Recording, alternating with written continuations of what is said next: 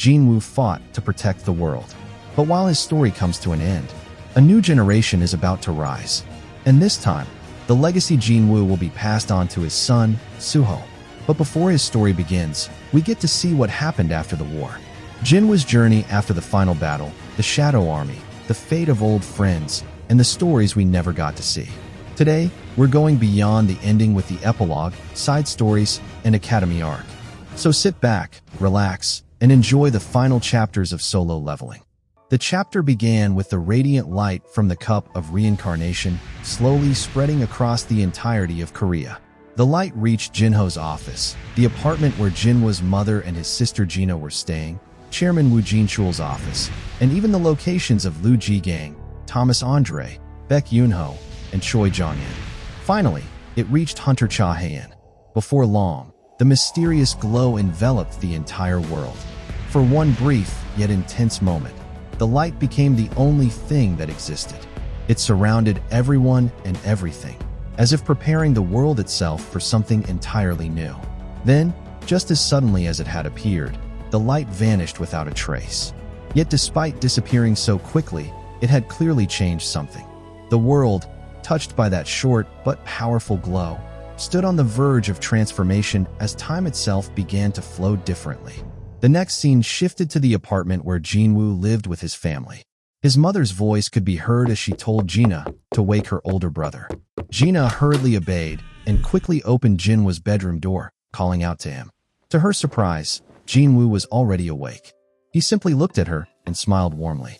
In Jinwoo's mind, every little detail felt precious. The sight of Gina fresh from washing up, the smell of stew being cooked by his mother, the sound of chopping from the kitchen, and even the familiar scent filling his room. He treasured every single moment.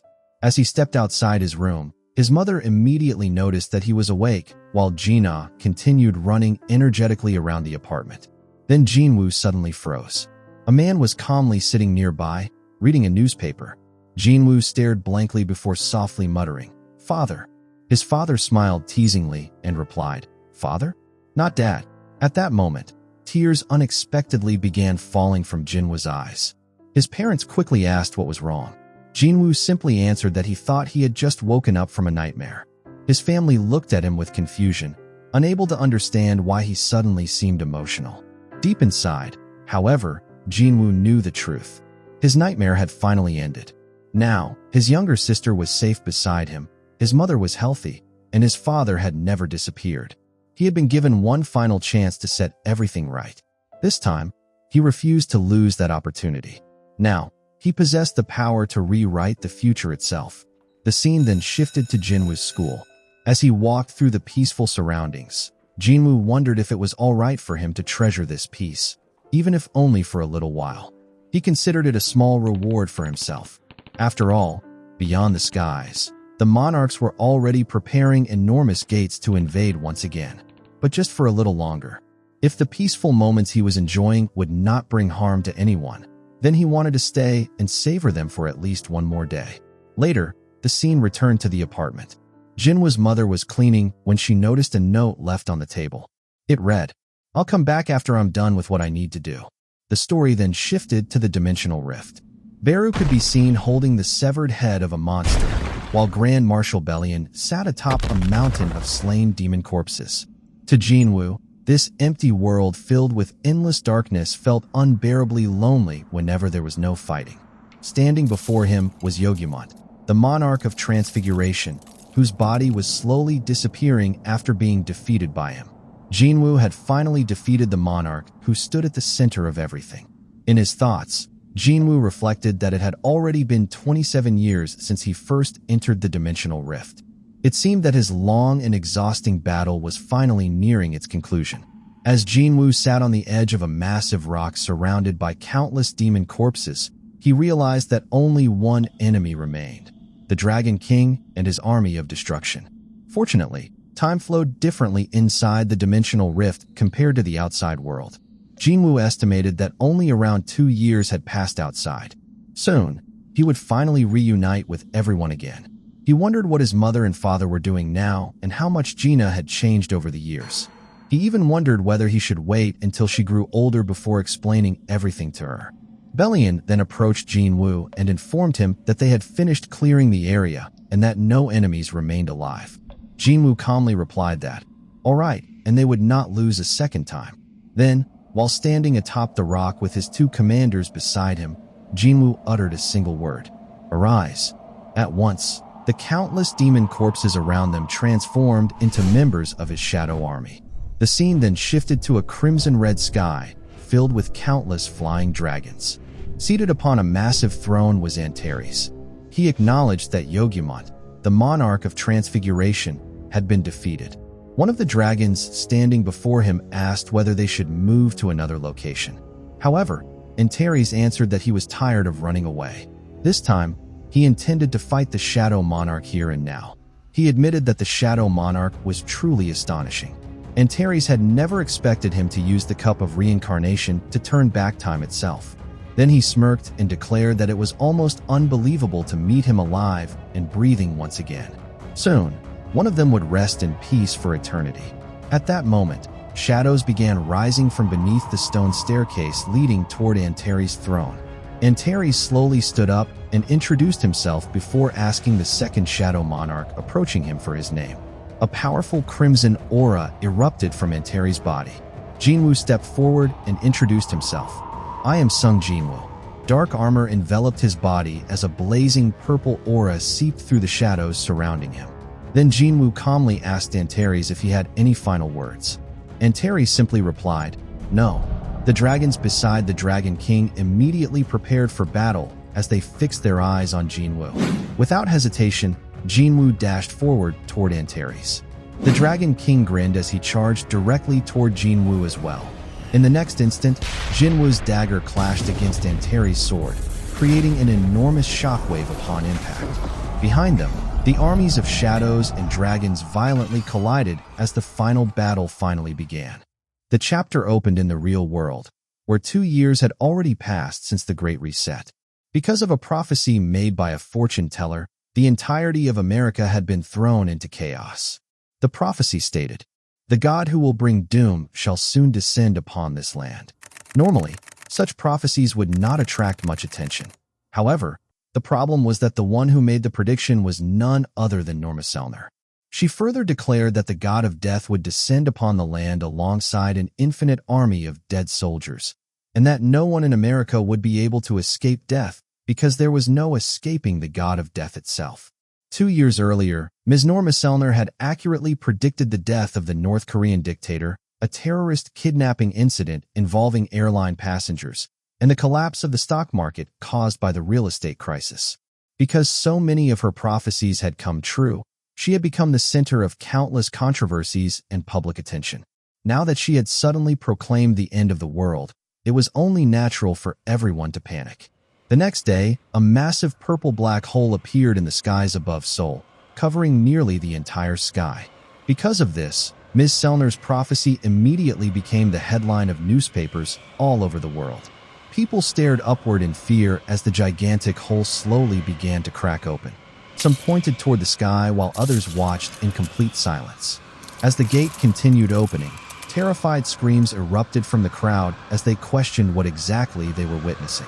Then suddenly, everyone noticed that nothing was coming out of the gate. Amid the frightened crowd, a middle school student wearing a hoodie quietly walked past the people. A man holding a bouquet of flowers approached the hooded student and greeted him. We're glad you've returned safely. Welcome back, Sung Jinwoo. Or should I call you the Shadow Monarch? The man admitted that he never expected him to return in the form of a middle schooler. Jinwoo casually replied that people probably would have been terrified if he had returned with a full beard after disappearing for so long. He also admitted that it did not feel bad to have at least one person welcoming him back. The man then commented that even the rulers themselves had not expected him to survive after trying to handle everything alone. However, he could now clearly see that Jinwoo's every step carried the weight of tens of thousands of soldiers. Behind Jinwoo's shadow stood his endless shadow army. Jinwoo smirked and remarked that the man surely did not come all the way there just to hand him flowers. He then asked what business an envoy of the rulers could possibly have with him. The envoy answered that the rulers had a message for him. He explained that the conversation might take a while and politely suggested moving somewhere else to talk. Jinwoo agreed. mentioning that there was actually a place he wanted to visit. The scene then shifted to an ice cream shop. To the envoy's surprise, the place Jinwoo wanted to visit was simply an ordinary ice cream store. Confused, the envoy asked why they had come there. Jinwoo answered that after spending so long in a place where nothing existed, it felt natural to crave something sweet. As he continued eating his ice cream, Jinwoo asked what message the rulers wanted to deliver. The envoy explained that the rulers wished to thank him as usual. Jinwoo immediately brushed aside the formalities and asked if there was actually a problem. The envoy answered that there was no problem at all. In fact, he had come precisely because all problems had already been resolved. However, the rulers had become concerned about his immense power, which could greatly influence the direction of the world. According to the envoy, the world without mana was far too weak to handle someone possessing his level of power. Then the envoy carefully proposed something. The rulers wondered whether he would consider moving to another world, one capable of accepting his power. The moment he heard those words, Jinwoo's expression turned serious. Instead of forcing him to move to another world, Jinwoo pointed out that they could simply seal his powers away completely if they wanted to. The envoy admitted that such a thing was indeed possible. As soon as those words were spoken, an overwhelming purple aura erupted from Jinwoo's body, startling the envoy. With a terrifying glare, Jinwoo coldly asked whether the rulers now intended to get rid of him simply because he was no longer useful to them. "Is it because you fear my power?" he asked. The envoy quickly denied it, clearly frightened by Jinwoo's reaction. He hurriedly pulled out his phone and showed Jinwoo an article featuring Ms. Norma Selner. The article once again described the prophecy of the god of death descending upon the world. Jinwoo asked what the article had to do with him. The envoy explained that before his return, Ms. Selner had caused a massive uproar with her prophecy. Back when he disappeared, she had not even been considered a particularly gifted fortune-teller. However, after coming into contact with their world, her life had changed completely. Jinwoo then realized what the envoy was implying, and asked if that his very existence had caused this change. The envoy respectfully confirmed it. For a moment, Jinwoo fell silent before quietly asking if they could continue the discussion another time instead. The envoy stood up, bowed respectfully, and agreed before leaving the ice cream shop. Even after the envoy departed, Jinwoo's mind remained restless. He reflected that if every living organism possessed a fixed purpose for existing, then one thing was certain. As the Shadow Monarch who had stopped the world's strange phenomena and defeated the monarchs with his strength, he had already fulfilled his purpose. But perhaps a great power that had completed its purpose eventually became troublesome, just like nuclear material that had outlived its usefulness. And if that was truly the case, would he eventually become an existence this world no longer needed? How meaningless, he thought. At that moment, Jinwoo suddenly sensed a familiar presence outside the shop. His thoughts immediately stopped. Startled by the feeling, Jinwoo quickly rushed outside the ice cream shop to look for the person who had just passed by. Meanwhile, the girl continued walking without noticing him. In her mind, she simply wondered why the smell of ice cream suddenly seemed so delicious. The chapter ended with Jinwoo's thoughts. The time will come when the question of whether it's okay for me to remain in this place will finally be answered. However, if there's a reason for me to stay in this world, it's probably because there are still people I love here. And the people who love me are still here as well. That alone is enough reason for me to stay. I'll remain here and find even more reasons why I should continue staying.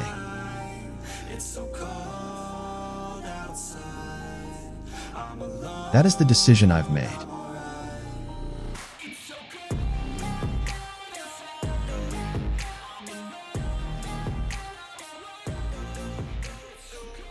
The chapter began inside a police station, where Woo Jin-Chul was now working as a fourth-year violent crimes detective.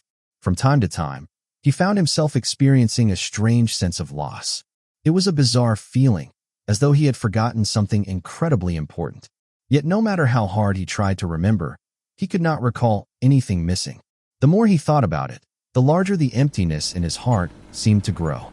One of his colleagues noticed his troubled expression and handed him a cup of coffee while asking what he had been thinking about so seriously. Jin-Chul simply smiled, accepted the coffee, and thanked him. In his mind, he reminded himself that there was no time for a busy detective to dwell on sadness. They simply needed to focus on work. As Jin-Chul looked around the station, he noticed several frightened-looking men gathered nearby. Curious, he asked his colleague who they were. His co-worker replied that he had no idea. The terrified men suddenly began speaking all at once. According to them, monsters had emerged from the shadows. One trembling man explained that a shadow had risen from the ground and spoken directly to him. The shadow monster warned him that if he did not surrender himself within 24 hours, it would make him regret being alive. The man then desperately shouted that he admitted to committing crimes and begged the detectives to lock him up immediately. Jin-Chul asked whether all of them had truly seen the monster, and the frightened man replied that everyone was saying the same thing. Jin-Chul quietly sipped his coffee while wondering how he was even supposed to write a report about such an absurd story. At that moment, another investigator approached him and suggested that their rookie detective handle the report instead. He asked Jin-Chul to join him in the meeting room. The newbie immediately volunteered to take over, and Jin-Chul followed the investigator inside. To his surprise, the investigator revealed that they intended to release the suspects who had voluntarily surrendered themselves. Jin-Chul immediately raised his voice in disbelief, but his colleague warned him to lower it before the people outside overheard them. Jin-Chul demanded to know why they would release the suspects and asked what exactly they were trying to accomplish. The investigator explained that they were not simply letting the suspects go. Instead, they wanted to observe what would happen if the suspects remained outside for 24 hours, just as the monsters had allegedly threatened. Annoyed, Jin-Chul argued that the suspects were probably high on drugs and merely hallucinating. According to him, the monsters they claimed to have seen were likely just side effects from some new narcotic. However, another investigator informed him that all the suspects had already been tested for drugs, and every result came back negative. He had even gone personally to the National Forensic Service to verify the results himself. Jin-Chul could hardly believe what he was hearing. The investigator continued by pointing out that it made no sense for several unrelated people to witness the exact same thing and surrender themselves at the same time.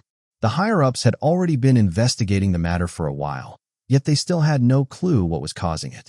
Since they had no better leads, they planned to recreate the strange situation themselves in hopes of finding answers.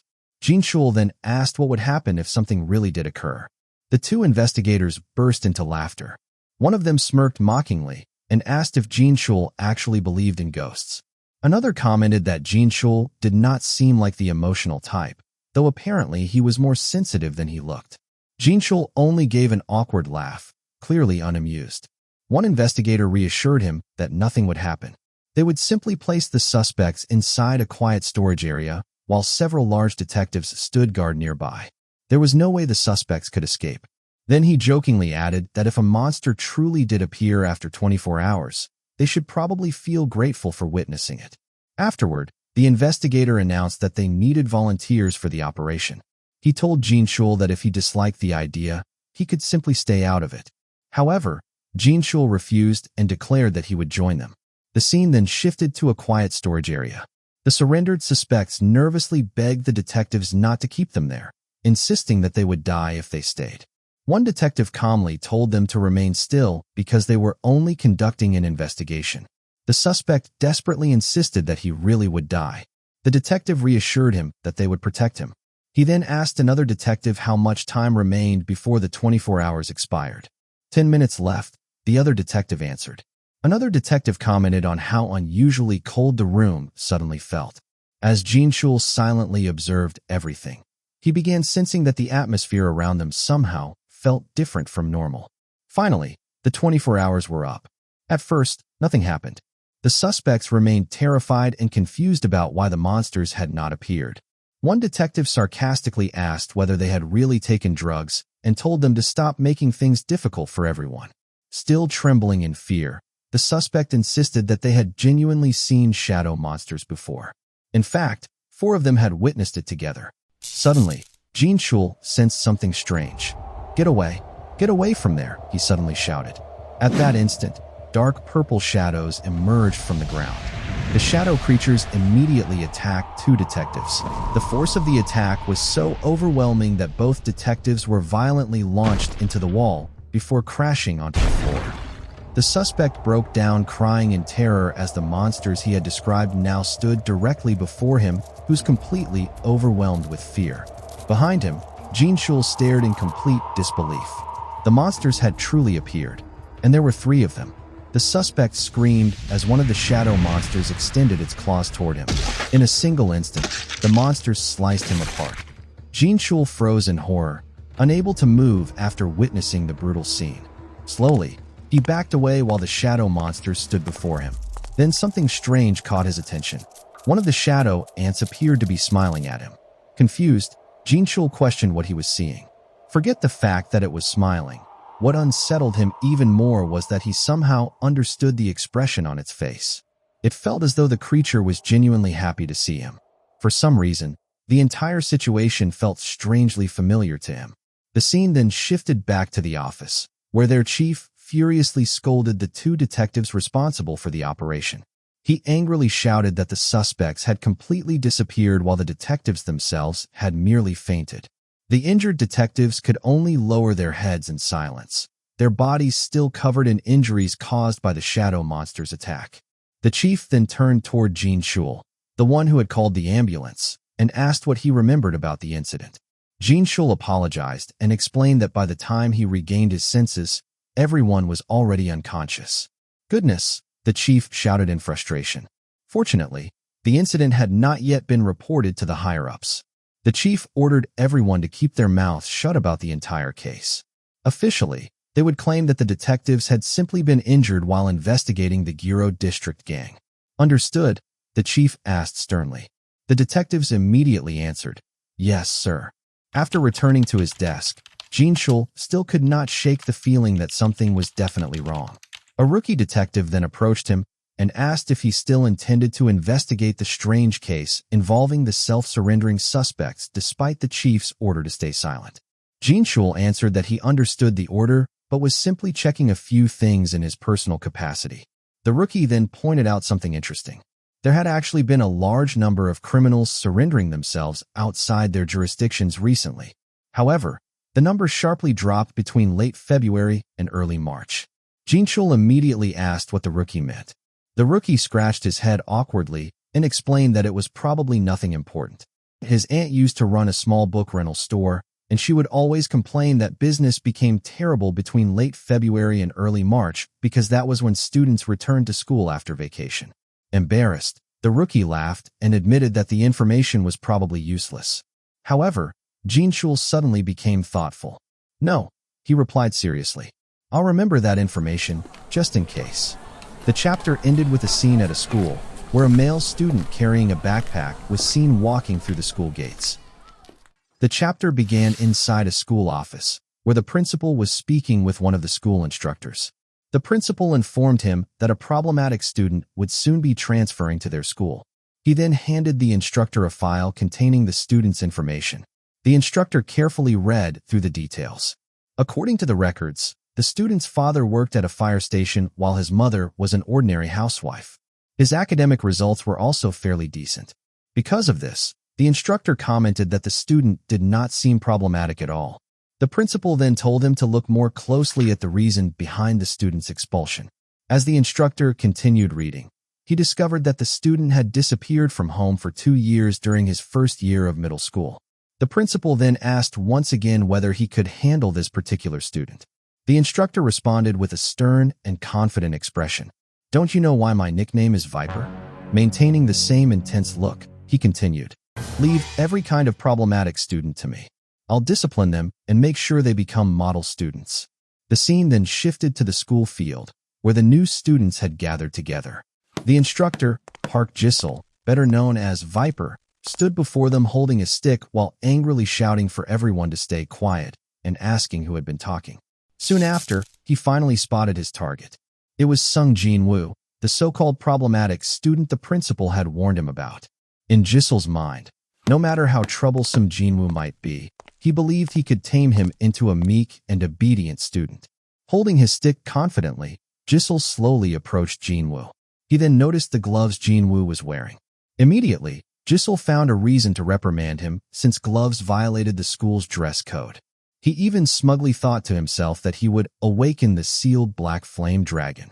The moment he stood behind Jinwoo, Jin-Chul suddenly shouted, "Hey kid, how dare you wear gloves at school?" Jinwoo calmly turned around and looked directly at him. The instant their eyes met, Jin-Chul froze. A terrifying purple glow flashed within Jinwoo's eyes. Then Jin-Chul noticed something even more horrifying. Dark purple shadows were surrounding Jinwoo's body. Terrified, Jin-Chul immediately turned away and pretended to redirect his anger toward another student instead. Sweat poured down his face as he nervously questioned whether he had really seen such a thing. At that moment, Bellion spoke quietly to Jinwoo. "My liege, that person just now." Jinwoo calmly answered that it seemed the man had actually seen them. Jinwoo then wondered whether this was one of the side effects his powers had brought into the world. The scene shifted to the classroom, where Jinwoo sat quietly in the back while reading his notes. A male student suddenly approached him and asked if he was really Sung Jinwoo. The student introduced himself as Youngil and explained that they had been classmates during the first year of middle school.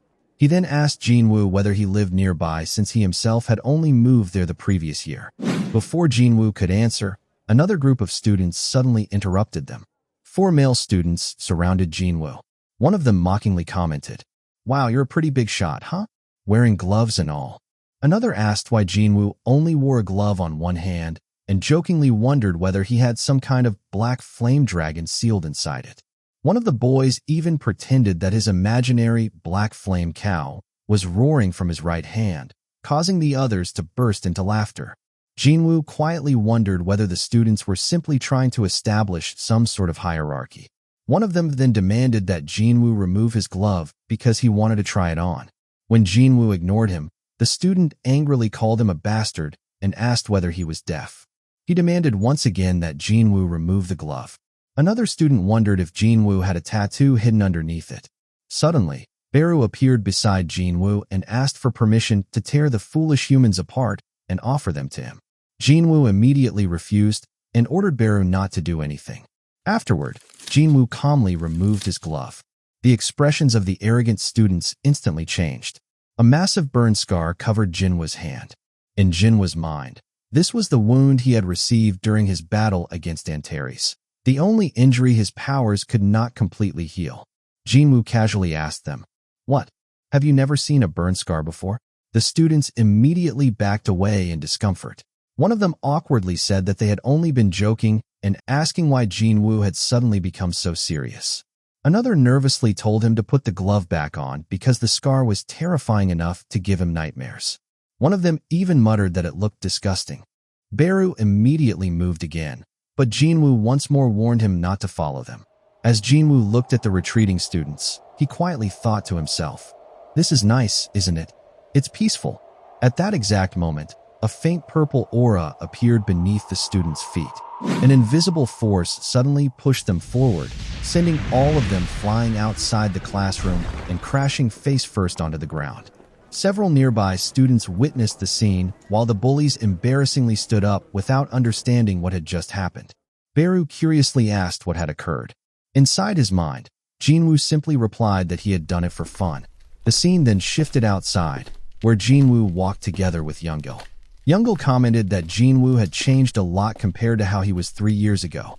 According to him, Jinwoo had not looked scared at all while facing those students. He then asked whether Jinwoo had spent the last few years exercising. Jinwoo hesitated briefly before answering that he had trained quite a lot. Youngil immediately asked if that meant Jinwoo planned to join the athletic club.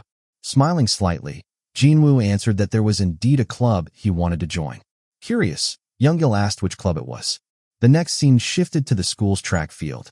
There, Choi Tae-woong, the captain of the track and field club, stood before Jinwoo and Youngil while asking whether they wanted to join the club. Jinwoo answered yes. The captain then looked at Youngil as well, causing him to sweat nervously. Jinwoo quickly clarified that he alone intended to join. Several club members standing behind the captain overheard the conversation. One of them arrogantly commented, "What's this? Someone actually wants to join." Another remarked that it had been a while since they had seen someone volunteer so confidently. The captain then asked Jinwoo whether he was a sports talent. Jinwoo calmly answered no. The captain asked if he had trained in running during middle school. Again, Jinwoo answered no. One of the club members commented that they only accepted talented athletes and questioned why Jinwoo wanted to join despite never seriously running before. Jinwoo then answered honestly, "There's someone I want to meet during a competition." He explained that she was still competing in the junior division but was talented enough to qualify for regional competitions. In Jinwoo's thoughts, the person he referred to was Hae-In. Before becoming a high-ranking hunter, Hae-In had originally been an incredibly talented runner. Jinwoo believed that joining competitions would allow him to naturally meet her again. "A competition?" one club member repeated mockingly while preparing to punch Jinwoo. However, the captain stopped him and instead gave Jinwoo a condition. He pointed toward another club member stretching in the distance. The runner was a second-year substitute athlete and supposedly the weakest member of the club. The captain declared that Jinwoo would need to at least outrun him if he wanted to join. Jinwoo looked carefully at the athlete. Although the student had a lean build, his muscular thighs and calves clearly showed that he was far from weak. His confident posture made it obvious that the captain had been lying about him being the worst. Still, Jinwoo calmly accepted the challenge. One club member secretly smirked, wondering how someone who did not even recognize the athlete, who had placed third in last year's regionals, could possibly hope to join the club.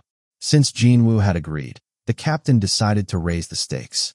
"If you win, you can join the club," he declared. "But if you lose, you'll handle laundry and cleaning duties for the entire club for 1 month. How about it?" Hearing the condition, Younggil nervously called out Jinwoo's name in concern. However, Jinwoo confidently accepted the deal. The scene then shifted to the school office, where Park Jisoo was resting. One of the female teachers asked whether he was feeling better now. Jisoo replied that he thought he was fine. Afterward, he decided to take a smoke break and headed toward the resting area. As he lit his cigarette and looked out toward the track field, he noticed Jinwoo running together with the track and field club members. Confused, he immediately asked the track coach why Sung Jinwoo was running with them. The coach casually answered that Jinwoo was apparently a new student trying to join the track club. They initially intended to reject him, but after testing him, they realized he was surprisingly capable. The coach explained that they were currently testing Jinwoo's stamina. "That's already his 20th lap," the coach added. "I got tired just watching him run, so I came upstairs for a break." Park Jisoo stared at Jinwoo once again. At that moment, he began questioning whether Jinwoo was truly a delinquent as the principal had described. Perhaps he had simply misunderstood him from the beginning. Jisoo thought that maybe he should observe Jinwoo without prejudice so he could clear up the misunderstanding. However, while staring at Jinwoo, Jisoo suddenly froze. His face turned pale in terror. Dark shadows were once again surrounding Jinwoo as he ran. Jisoo desperately tried convincing himself that everything he saw was merely an illusion. There was no way such things could possibly exist. Then suddenly, Beru appeared directly before him and let out an incredibly loud screech. The horrifying sound caused Jisoo to collapse onto the floor in absolute terror before losing consciousness. The teacher beside him immediately panicked and asked what had happened. Meanwhile, Igris calmly scolded Beru, reminding him that Jinwoo had specifically told him not to do such things. Beru only let out a quieter screech before asking Igris whether the human in front of them could truly see them. The chapter opened in a restaurant where Jin-Chul sat together with one of his fellow investigators. His colleague mentioned that he had noticed him still investigating the case involving the criminals who had voluntarily surrendered ever since that strange incident. His companion then asked, "That day, you saw something, didn't you?" Pretending not to understand, Jin-Chul asked what day he was referring to. His colleague only smiled and replied that he already knew exactly what he meant. The day the suspect who surrendered suddenly disappeared. Jin-Chul took a sip of his drink as the memory resurfaced vividly in his mind. He admitted that he had seen something resembling an ant monster. He explained that he could not fully describe what he saw, but it definitely looked like an ant to him. His colleague looked shocked and immediately asked, "An ant monster? Are you saying something like a giant ant appeared?" Jin-Chul shook his head and clarified, "No, it was an ant, but..." Before he could finish speaking, a man wearing a red jacket suddenly stopped beside their table and interrupted them. The stranger asked if the ant monster they were talking about happened to be a creature with an ant's head and a human body. Hearing those exact words immediately made Jin-Chul freeze. The scene then shifted to the school's track field, where the members of the track and field club were exhausted from training. Their captain loudly declared that their goal was to conquer the entire nation. One of the members questioned him, asking if their real goal was not simply to win regionals first. The captain dismissed the idea, saying that such a goal was too small. According to him, they should aim for national dominance instead. The members enthusiastically repeated his words. Meanwhile, Jinwoo wondered why Youngil was willingly putting himself through such exhausting training just by following him around. Bellion then appeared and calmly commented that humans were truly foolish beings. After noticing Youngil struggling, Jinwoo quietly raised his left hand. A powerful aura flowed from it and wrapped around Youngil's body. Youngil suddenly felt warmth spreading throughout him and became confused about what was happening. Moments later, his running speed drastically increased. The other club members immediately noticed the sudden change, and their captain shouted that if even the newcomer was burning with that much passion, then as seniors, they could not afford to remain half-hearted. While the students continued running, Park Jisoo secretly watched them from the school office window above. The scene returned to the restaurant, where it was revealed that the drunken man who interrupted Jin-Chul earlier was actually Park Jisoo himself. In his drunken state, Jisoo repeated his question, asking if the ant monster they were discussing was perhaps a creature with an ant's head and a human body. However, moments later, he awkwardly laughed and tried to take back his words, claiming he was simply too drunk and apologizing for interrupting their conversation. He told them to continue talking as if nothing had happened. But Jin-Chul quickly stood up and stopped him. He then asked Jisoo if he could explain in greater detail what he meant about the ant monster. The scene shifted back to the track field, where Jinwoo noticed that more and more people had recently started observing him. Bellion suggested that perhaps it would be better to erase the human's memory and remove his ability to perceive them. Jinwoo calmly replied that it was still too early for that. For now, they simply needed to continue observing the situation. The story then moved outside the school, where Jin-Chul stood after hearing everything Park Jisoo had told him. In his mind, he connected the monsters seen by the surrendered criminals and the monster that only the teacher could see around a student. Although he admitted it was merely a detective's instinct, he strongly felt there was a strange connection between the two incidents. However, another problem immediately came to mind. How exactly was he supposed to question a student about something this absurd? He knew anyone would naturally think he was insane for asking such questions. Suddenly, Jin-Chul noticed a shadow moving nearby. Startled, he watched as the shadow slipped into the school grounds near a tree. At that moment, he became convinced that something unusual truly existed within the school. Inside the classroom, Jinwoo quietly wondered if Jin-Chul had noticed the guard shadow. He thought to himself that even without his memories, Jin-Chul still possessed the sharp instincts he once had as the former chairman of the Hunter Association. Soon afterward, Jin-Chul appeared at the classroom doorway. The teacher looked shocked to see a detective visiting the school. Jin-Chul reassured the teacher that it was nothing serious and explained that he merely had a few questions for Sung Jinwoo. The classmates immediately began whispering among themselves, with some assuming Jinwoo must have caused trouble again. The scene then moved to the hallway outside the classroom, where Jin-Chul and Jinwoo finally spoke face-to-face. Jin-Chul apologized for interrupting his class. Jinwoo simply replied that it was all right. As he looked at Jin-Chul, Jinwoo realized it had been several years since they had last met, not even counting the decades he spent lost within the dimensional rift. In truth, it felt like tens of years had passed. He was genuinely happy to see him again, though he knew expressing that openly would probably make him seem strange. Meanwhile, Jin-Chul also found himself unsettled by Jinwoo's presence. He wondered how a mere student could possess such mature and profound eyes. Jin-Chul then brought up the topic of the shadow ants. Pulling out a notebook, he showed Jinwoo a sketch he had drawn and asked whether the image reminded him of anything. As Jinwoo examined the sketch, he silently thought that Jin-Chul was actually a better artist than he expected. Jinwoo calmly answered yes.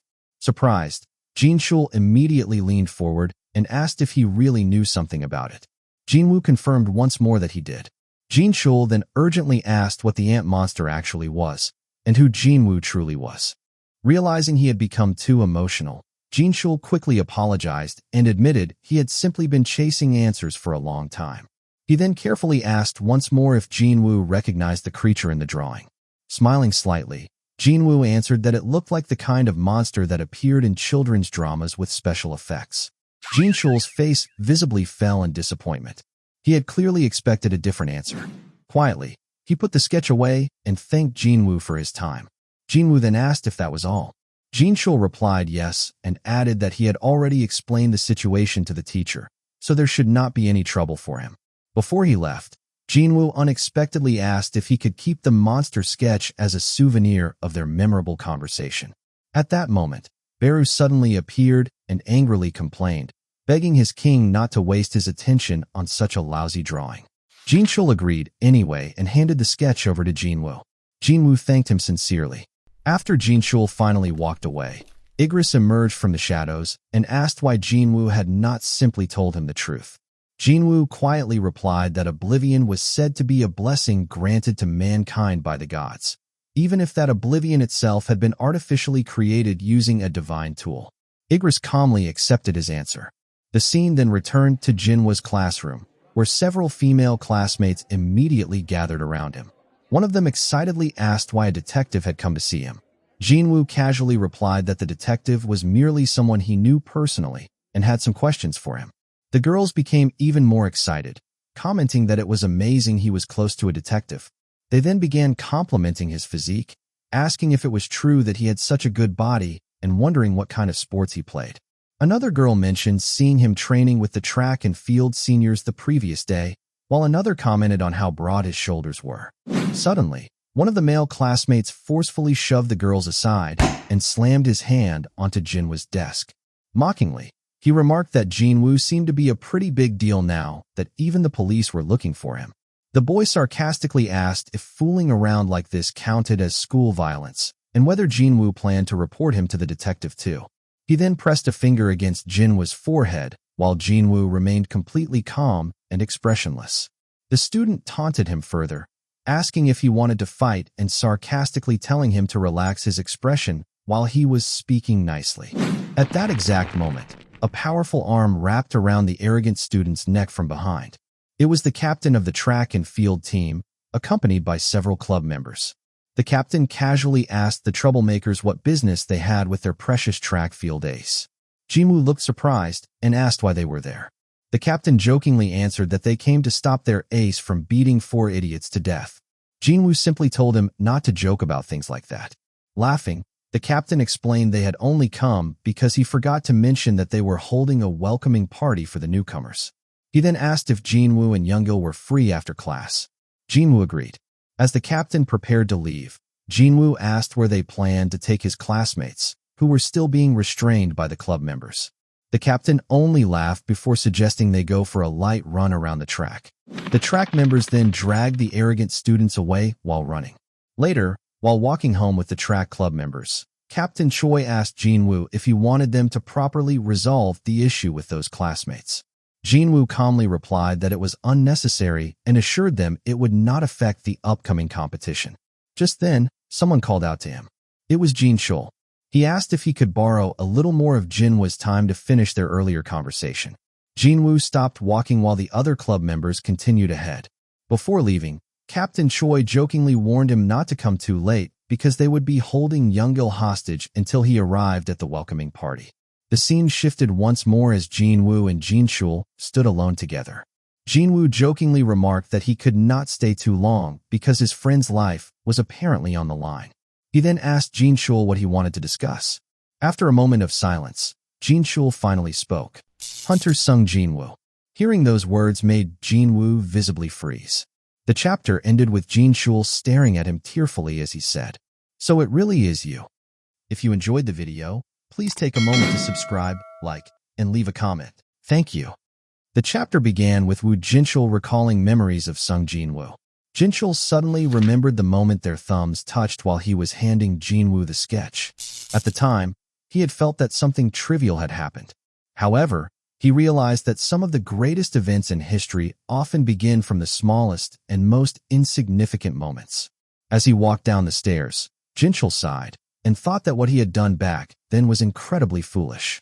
Suddenly, he heard a strange voice whisper inside his mind. "Chairman, do you trust me?"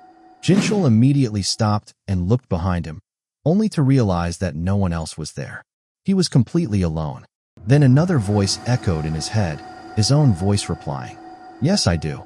One by one, memories of Jinwoo began flooding back into his mind. Their conversations and the images they once shared replayed vividly inside his head. When the flashbacks finally stopped, Jin-Chul collapsed to his knees, weakened by the overwhelming rush of memories as he desperately tried to piece everything together. He recalled the name of the student he had spoken to earlier, Sung Jinwoo. At that moment, he realized that the student truly was Hunter Sung Jinwoo. The memories connected the past, present, and future together. Jin-Chul saw himself in the forgotten world created by Jinwoo, alongside the gates, monsters, hunters, rulers, and monarchs. As all his memories fully returned, Jin-Chul could only wonder how such an impossible thing could even happen. The flashback ended with the final conversation he once had with Jinwoo. Back then, Jin-Chul had asked him if he truly intended to fight the monarchs alone. Jinwoo had answered, yes. Because the memories of higher beings resisted the natural flow of time, Jin-Chul finally understood everything that had happened. The scene then returned to the present, where Jin-Chul and Jinwoo were walking together. Curious, Jin-Chul asked how long Jinwoo had fought the monarchs inside the dimensional rift. According to history, Jinwoo had disappeared for only 2 years, but Jin-Chul knew that such a massive conflict could not have been resolved in such a short time. Jinwoo calmly answered, 27 years. Jin-Chul froze in shock after hearing that answer. He then asked Jinwoo if he regretted it. Jinwoo replied that he did not. No matter how many times he faced that decision, he would always choose the same path. After hearing that, Jin-Chul smiled and commented that Jinwoo seemed to be enjoying his peaceful life quite a bit now.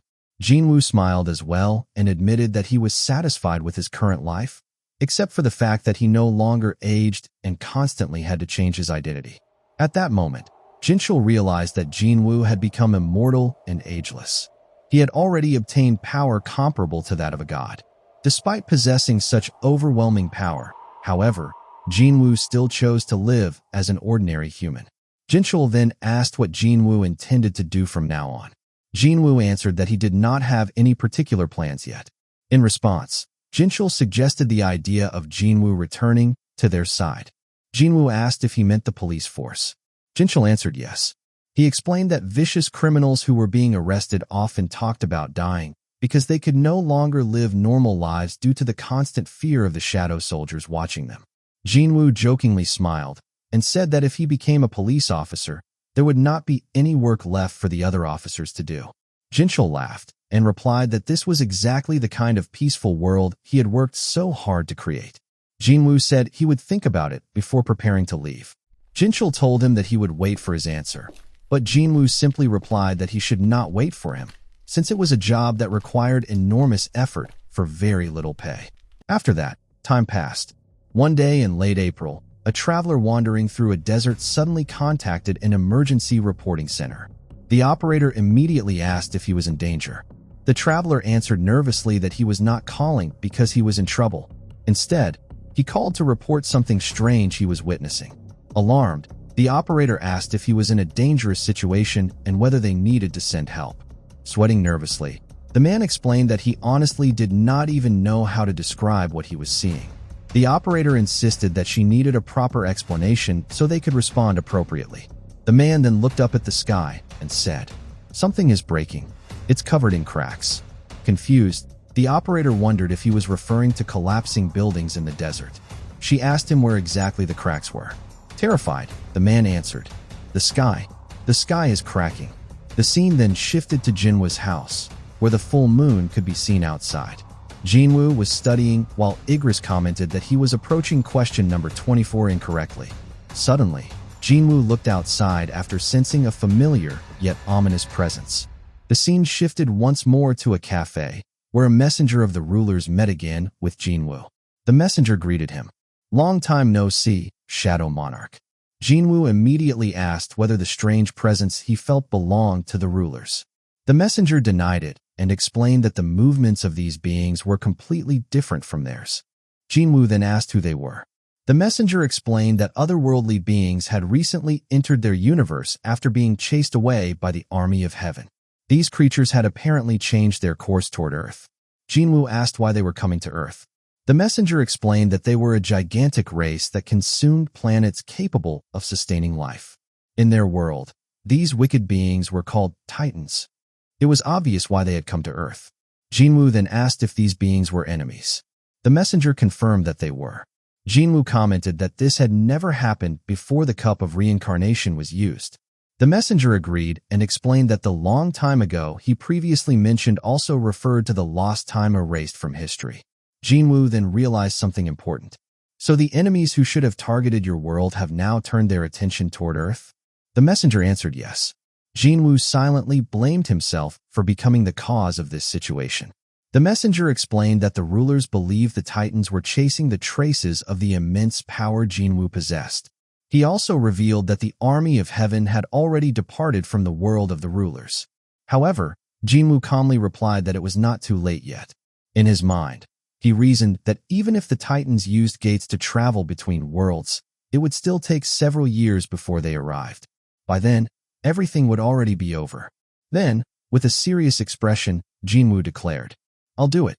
The scene then shifted to the western desert region of America, where a restricted area had been established. The American government sealed off the entire region and gathered every expert they could find, yet no one could provide a clear explanation for the phenomenon. One expert admitted that he had no idea what was happening. Another claimed that despite studying weather anomalies for 30 years, he had never encountered anything like it before. A high-ranking commander reassured everyone by saying that if something emerged from the cracks, the military would handle it. However, moments later, everyone was horrified as massive tanks, vehicles, and even soldiers were suddenly lifted into the air like toys. From a distance, Jinwoo silently observed the chaos unfolding. He muttered to himself that no human weapon would ever work against enemies like these. Then Jinwoo smiled. With this, the stage is set. He looked up at the cracking sky and sensed the overwhelming desire of the approaching enemies who wished to devour the earth. Their presence was already very close. Afterward, countless daggers began materializing around Jinwoo. The Kamish Wrath also appeared in his hand. Grabbing it firmly, Jinwoo declared, "Come." From this point onward, the enemies before him would face not only a monarch, but also a hunter. The chapter ended with an enormous surge of crackling purple energy erupting from Jinwoo's body. The chapter began with chaos erupting across the battlefield as U.S. tanks, weapons, and soldiers were suddenly lifted into the air. The military officer, who appeared to be a general, could only stare in disbelief, wondering what on earth was happening. He looked at the sky, with sweat running down his face. The enormous crack in the heavens finally shattered completely, revealing a massive army of monsters emerging from beyond it. These creatures were covered in stone-like armor filled with sharp spikes. They were the same beings previously mentioned by the messenger of the rulers, the creatures known as the Titans. And it was not just one or two of them. An entire army poured out from the broken sky. Leading them was an enormous monster carrying a gigantic stone staff. Its body was also covered in rocky armor, and its overwhelming presence alone made it clear that it was their leader. The Titan leader looked down at Sung Jinwoo and asked, "What's this? There's only one of you trying to stop us." Jinwoo stood calmly before them, surrounded by floating daggers while holding another one in his right hand. He simply replied, "Do I look alone?" The moment he said those words, dark purple shadows slowly began spreading behind him. Suddenly, the shadows exploded outward with an overwhelming aura, dyeing the entire ground around him in a deep violet color. From the darkness, Jinwoo's shadow army began emerging one by one. First came the shadow soldiers and mages. Then Tank appeared, releasing a thunderous roar that shook the battlefield. Next was Tusk alongside the shadow orcs. Beru soon followed with the shadow ant army. Then came Jima and the shadow giants, along with Ashbourne's original shadow army and the three massive shadow dragons. Finally, every single one of Jinwoo's shadow soldiers appeared on the battlefield, all fully prepared for war, including Grand Marshal Bellion. A powerful dark violet aura continued to surge around Jinwoo's body. The Titan leader remained silent as he stared at Jinwoo. Jinwoo merely smiled before giving a single command to his army.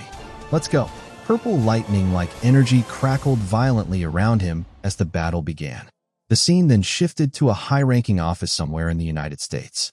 Inside, a government official sat in deep thought over the unprecedented event unfolding before them. A massive crack had suddenly appeared in the sky, and creatures had emerged from it, an event unlike anything humanity had ever experienced. The official questioned whether it was truly acceptable to handle such a catastrophe without informing the public. However, he quickly dismissed the thought and instead wondered if humanity was even capable of dealing with the monsters at all. Suddenly, another officer rushed into the room and announced that General Harrison had delivered new information. The official immediately asked if Harrison's report was true. Harrison confirmed it and stated that the situation was already over. He explained that all the details would be revealed in the meeting room. Once everyone gathered, Harrison instructed them to watch the footage recorded by drones and robotic surveillance units during the battle. As the video played, one man reacted in disbelief. "What on earth is that?" Another asked who the person fighting in the footage was.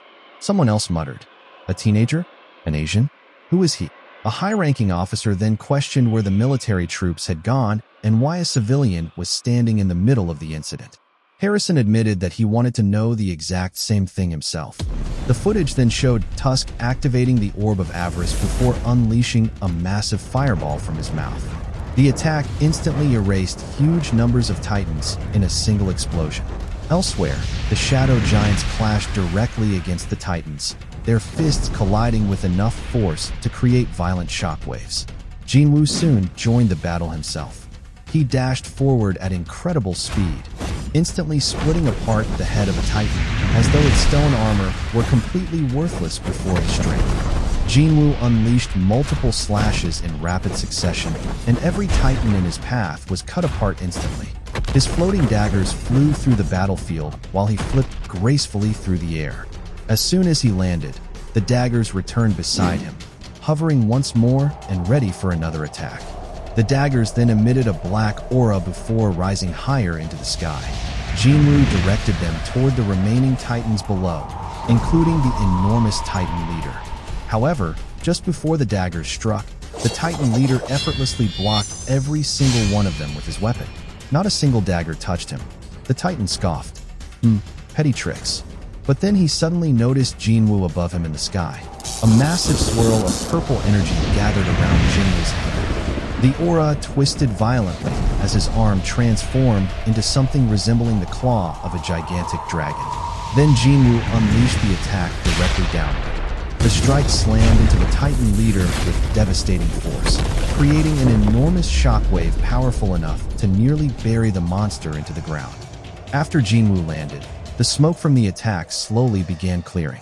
From within the smoke, the Titan leader's voice echoed.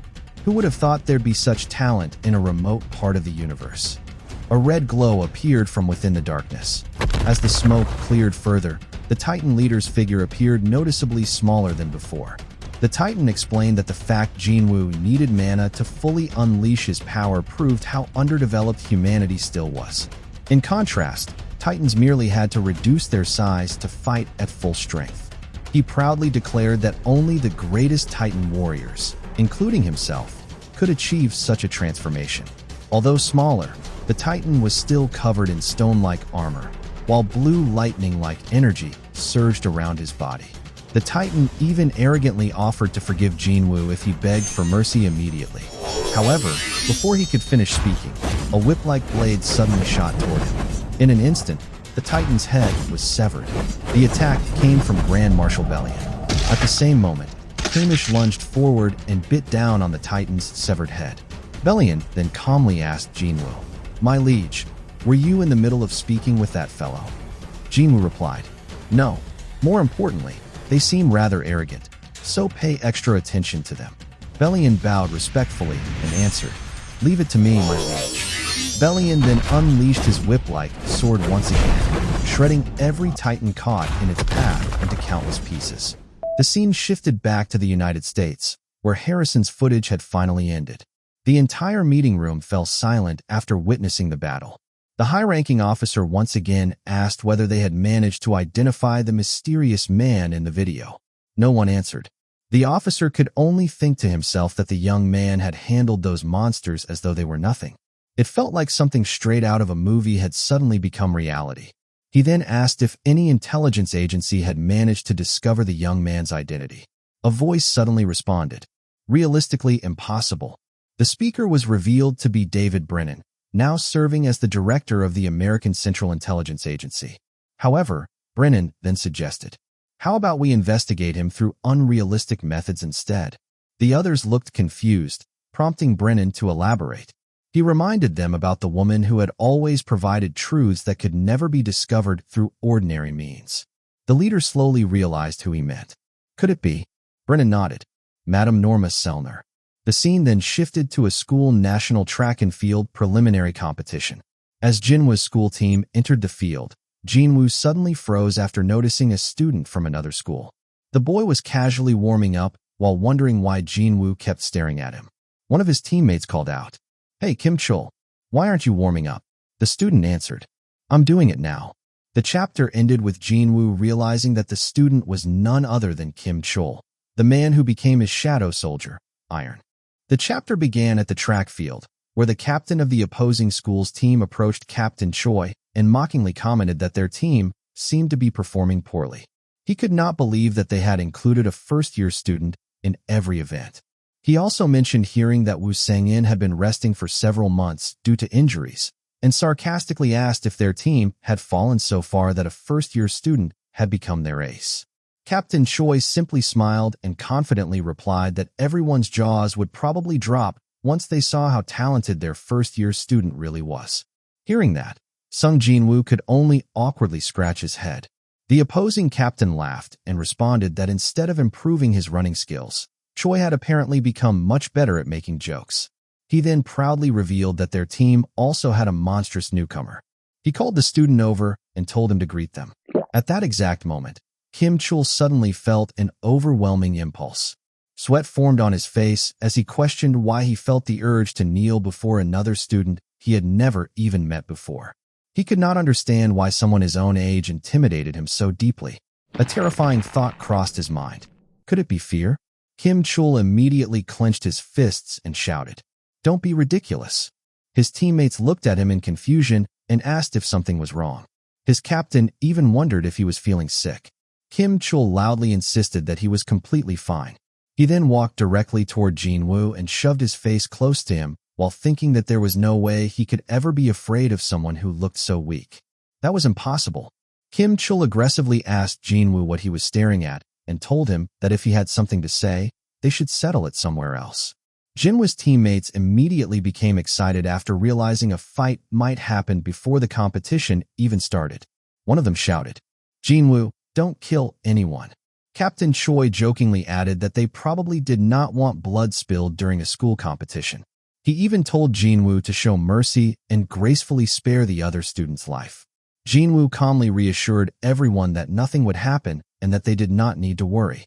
Captain Choi simply answered, "We trust you." Another teammate jokingly added, "Just make sure he can still walk back here afterward, okay?" The scene then shifted to the bottom of a staircase, where Jinwoo and Kim-Chul were now alone. Kim-Chul grabbed Jinwoo by the collar and lifted him while angrily saying, "Do you think I'm a joke just because we're both wearing school uniforms and standing on the same track?" At that moment, Jinwoo's shadow commanders secretly appeared beside him. They happily stared at Kim-Chul after recognizing him as Iron. Meanwhile, Bellion respectfully asked Jinwoo, "My liege, if you leave him to me, I will make sure to educate him so that he never behaves like this again." Kim-Chul suddenly began sweating once more without understanding why. Then tears unexpectedly started falling from his eyes as he stared at Jinwoo. Even he himself could not understand the reason. A moment later, Kim-Chul slowly dropped to his knees in front of Jinwoo while repeatedly asking himself why this was happening. Seeing this, Jinwoo simply picked up his bag and prepared to leave. In his mind, Jinwoo thought that Kim-Chul was currently living as a normal human, not as one of his shadow soldiers. There was no need for them to become deeply involved with each other again. However, Kim-Chul suddenly grabbed his chest and shouted, Wait a minute." Still kneeling, he then blurted out, Is this what people call love? At the same time, his shirt tore apart from how tightly he was clutching it, while his face turned completely red. Jinwoo stared at him in disbelief, wondering what kind of nonsense he was talking about. Afterward, Jinwoo snapped his fingers. Jin-Chul immediately felt a strange aura surround him as Jinwoo altered his memories. Jinwoo calmly stated that Jin-Chul should only remember trying to pick a fight with him, then discovering that Jinwoo was somehow connected to his father's friend's friend. Because of that, Jin-Chul supposedly decided to let go of his negative feelings and become a kinder person from now on. Jinwoo snapped his fingers once again, causing Jin-Chul to lose consciousness. As Jinwoo walked away, he quietly thought to himself that Jin-Chul should at least take pride in the fact that he had once fought to protect the world. A short while later, Jin-Chul woke up with no memory of what had happened. He could not even remember why he was there in the first place. The scene then returned to the track field as the middle school division preliminaries were about to begin. The runners were instructed to prepare themselves at the starting line. The story then shifted to America, where David Brennan arrived at the home of Norma Selner. Brennan cheerfully greeted her. "Long time no see, madam." Norma warmly welcomed him inside. As he entered the house, Brennan commented on how delicious the food smelled and asked whether she was in the middle of a meal. Norma explained that another guest had visited shortly before his arrival. Concerned, Brennan said he would get straight to the point and leave immediately afterward so he would not inconvenience her. However, Norma calmly replied, "I told you before, didn't I? After that person came looking for me, I was no longer able to see things." Brennan smiled knowingly and replied, You're talking about that god of death again?" Norma smiled back and stated that she already knew the questions he intended to ask. She answered, yes to the first question and no to the second. Brennan was stunned and asked how she could possibly know what he wanted to ask if she could no longer see the future. Norma explained that the answers he sought were based on visions she had already seen in the past. She had simply referred back to those visions to answer him. She handed Brennan a cup of coffee, then asked if she could finally tell the identity of the man they were searching for. Norma admitted that she knew exactly who he was. However, she firmly refused to reveal anything about him. Brennan immediately protested, shouting, "Madam, you know what he has done. How can you be so irresponsible when he could become a threat to our country?" Before he could continue, Norma interrupted him. "That's precisely why I'm not saying anything." At that moment, a child opened the door behind Brennan, seemingly one of Norma's children. Norma continued speaking and asked Brennan whether he had watched the video. Brennan answered that he had. Norma then explained that a single human had stood against terrifying monsters without ever backing down. Although his power was frightening, he had undoubtedly saved mankind. She then asked Brennan whether he would believe her if she said that this was not the first time something like that had happened. Brennan froze in shock. He began wondering whether humanity had unknowingly survived several extinction-level crises in the past because of the same man. At that moment, Brennan finally started realizing that perhaps the mysterious man truly was exactly as Norma described him. Soon after, Brennan prepared to leave. Before departing, he smiled and asked one final question. If she could guarantee that the man in the video was not dangerous? Norma simply smiled, nodded, and answered, "I can guarantee it." Satisfied, Brennan replied that he would forget everything he had heard about knowing the man's identity. Before he left, Norma offered him some cookies, but Brennan politely declined and said he would visit again another time. After Brennan departed, a man's voice suddenly spoke from inside the house. The speaker complained that he did not like that old man and even asked Norma if she wanted him to teach him a lesson. Norma then asked, "Thomas, aren't you only one problem away from being disqualified as a fighter?" The man was revealed to be Thomas Andre, who was strangely wearing an apron. Norma handed him the cookies before mentioning that many people had probably died in accidents besides him, especially traffic accidents. However, thanks to her prophecy, Thomas had survived without ever encountering such accidents. Thomas then asked why she had saved him back then. Norma answered that he had accumulated many good deeds in his previous life. Completely confused, Thomas pointed out that he was the infamous devil of the UFC, Thomas Andre, the man people often called a demon. He then asked what exactly the man in the video had done to earn such praise from Norma. Norma simply smiled and answered, "He saved the world." Thomas continued eating the cookies while internally wondering whether Norma was joking or actually telling the truth. He then asked, "In that case, what is the hero who saved the world doing right now?" Norma smiled softly before replying, "Maybe he's out there somewhere, enjoying his youth." The chapter ended with Jinwoo finally reuniting with Hae-In. The chapter began as the middle school division preliminaries were about to start. The runners were instructed to gather on the track and prepare for the race. It was a bright and sunny day, and the female participants could be seen getting ready at the starting line. The starter raised the starting gun. The moment the signal was fired, all the contestants sprinted forward at full speed. Every participant gave their absolute best, and exhaustion was clearly visible on each of their faces. Among the runners was Hae-In. At first, Hae-In lagged behind the others, but she pushed herself harder and accelerated in an attempt to catch up. Near the finish line, she suddenly overtook the two leading contestants, shocking everyone watching the race. In the end, Hae-In won the race. Even she herself could not believe that she had managed to catch up and claim first place. After the race, the scene shifted outside the venue near a tree surrounded by benches. Hae-In sat alone there and slowly removed her socks, revealing a severe sprain on her foot. Although she had passed the first round of the preliminaries, she wondered whether she would even be able to continue running with her injured leg. Lowering her head in frustration, she quietly muttered, "This is frustrating." Suddenly, a male voice spoke from behind her.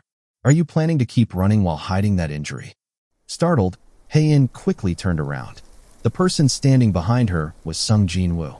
Hae-In immediately realized that he was also a track and field participant and wondered if he was a high school student as well. Jinwoo calmly explained that if she continued running without caring about her injury, she would spend an entire year paying for rehabilitation. Worse, she might never become a proper runner again and would likely regret that decision for the rest of her life. He then added that it was a real story about someone he personally knew. As the wind gently blew past them, Hae-In suddenly noticed Jinwoo's pleasant scent. Despite the pain from her injury, she still thanked him for his concern. However, before she could finish speaking, Jinwoo suddenly grabbed her injured foot and told her to stay still for a moment. Hae-In was shocked by his sudden action and instinctively cried out in surprise. But almost immediately, she felt the pain in her foot begin to disappear.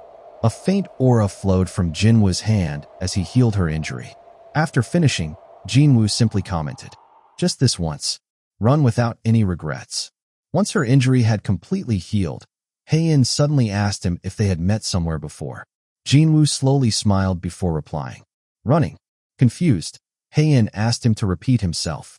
Jinwoo then said that if she ever managed to beat him in a running race, he would answer her question. Hae-In stood up and pointed out that she already knew he was part of the high school team. She had watched him run and saw him place first in every race. Jinwoo casually replied that he would take that as her giving up. However, Hae-In challenged him again. She proposed that if she ever broke his winning streak someday, then he would have to answer all of her questions. Jinwoo silently thought that she remained just as innocent and pure-hearted as ever. Finally, he agreed. The race then began. Time passed, and the season eventually changed. Jinwoo continued living as an ordinary student while studying and participating in track and field competitions. After their first meeting, he and Hae-In continued seeing each other after classes almost every day. More days passed, and Jinwoo focused on preparing for the university entrance exams, commonly known as the SATs, which were normally held in November. Eventually, December 24th arrived. Jinwoo's phone alarm rang. The scene shifted outside, where bright Christmas lights decorated the streets while crowds of people walked around wearing warm winter clothes. Jinwoo could be seen walking through the city on his way to meet Hae-In. Although he knew he was just a student who had recently finished his exams, he still found himself wondering whether his clothes looked too simple. As he noticed a stylish outfit displayed at a nearby stall, a dark aura suddenly emerged from his body and transferred the clothing onto him. Jinwoo then asked his shadow soldiers how he looked. Tusk immediately answered, "It's perfect, my liege." A short while later, Jinwoo suddenly stopped walking, counted to 3, and quickly turned around. Right on cue, Hae-In had already arrived behind him. Surprised, she commented that it felt like he had eyes on the back of his head. Hae-In herself was dressed beautifully in a winter outfit. She congratulated Jinwoo on finishing his exams and asked which university he had decided to attend. Hae-In then commented that she had heard he received excellent grades, so she could not understand why he had chosen that particular university. Jinwoo explained that it was because of the scholarship money he would receive, along with the opportunity to study overseas. He also casually mentioned that there was someone he wanted to meet there. Hearing that immediately upset Hae-In. She quickly asked, "That person isn't a woman, right?" Jinwoo teasingly replied, "Who knows?" Hae-In became visibly annoyed and reminded him about the promise they had made before. Jinwoo pretended not to remember and asked, "What promise?" Hae-In reminded him that he had promised to answer all her questions if she ever beat him in a race. Jinwoo smiled and admitted that he remembered. Hae-In then proposed a bet. Pointing toward a large Christmas tree nearby, she challenged him to see who could reach it first. Jinwoo asked what she was so curious about. Hae-In answered, "Everything." Hae-In then said she wanted to know what kind of thoughts he had, whether the person he wanted to meet at university was a man or a woman, and whether they had actually met somewhere before their first encounter at the competition. Jinwoo suddenly froze after hearing those words. He lowered his head before quietly smiling. "Okay." Hae-In then removed her scarf and hung it around Jinwoo's neck before boldly saying, "If you like me, then just stay here and don't move." Jinwoo stared at her in surprise. Meanwhile, Hae-In immediately sprinted toward the Christmas tree.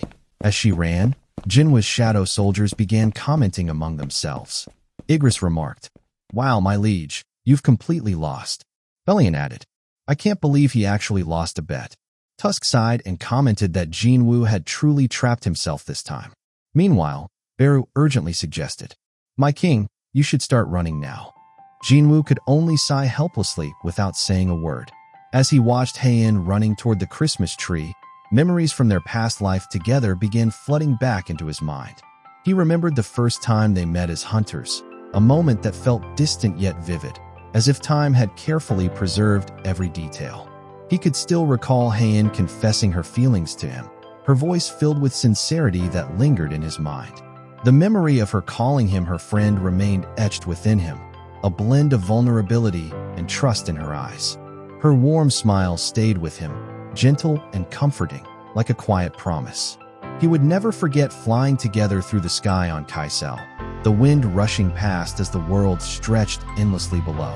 And above all, the image of them gazing together at the starry night sky lingered the most, where everything felt still, as if that single moment could last forever. And finally, he remembered the promise he made to meet her again someday.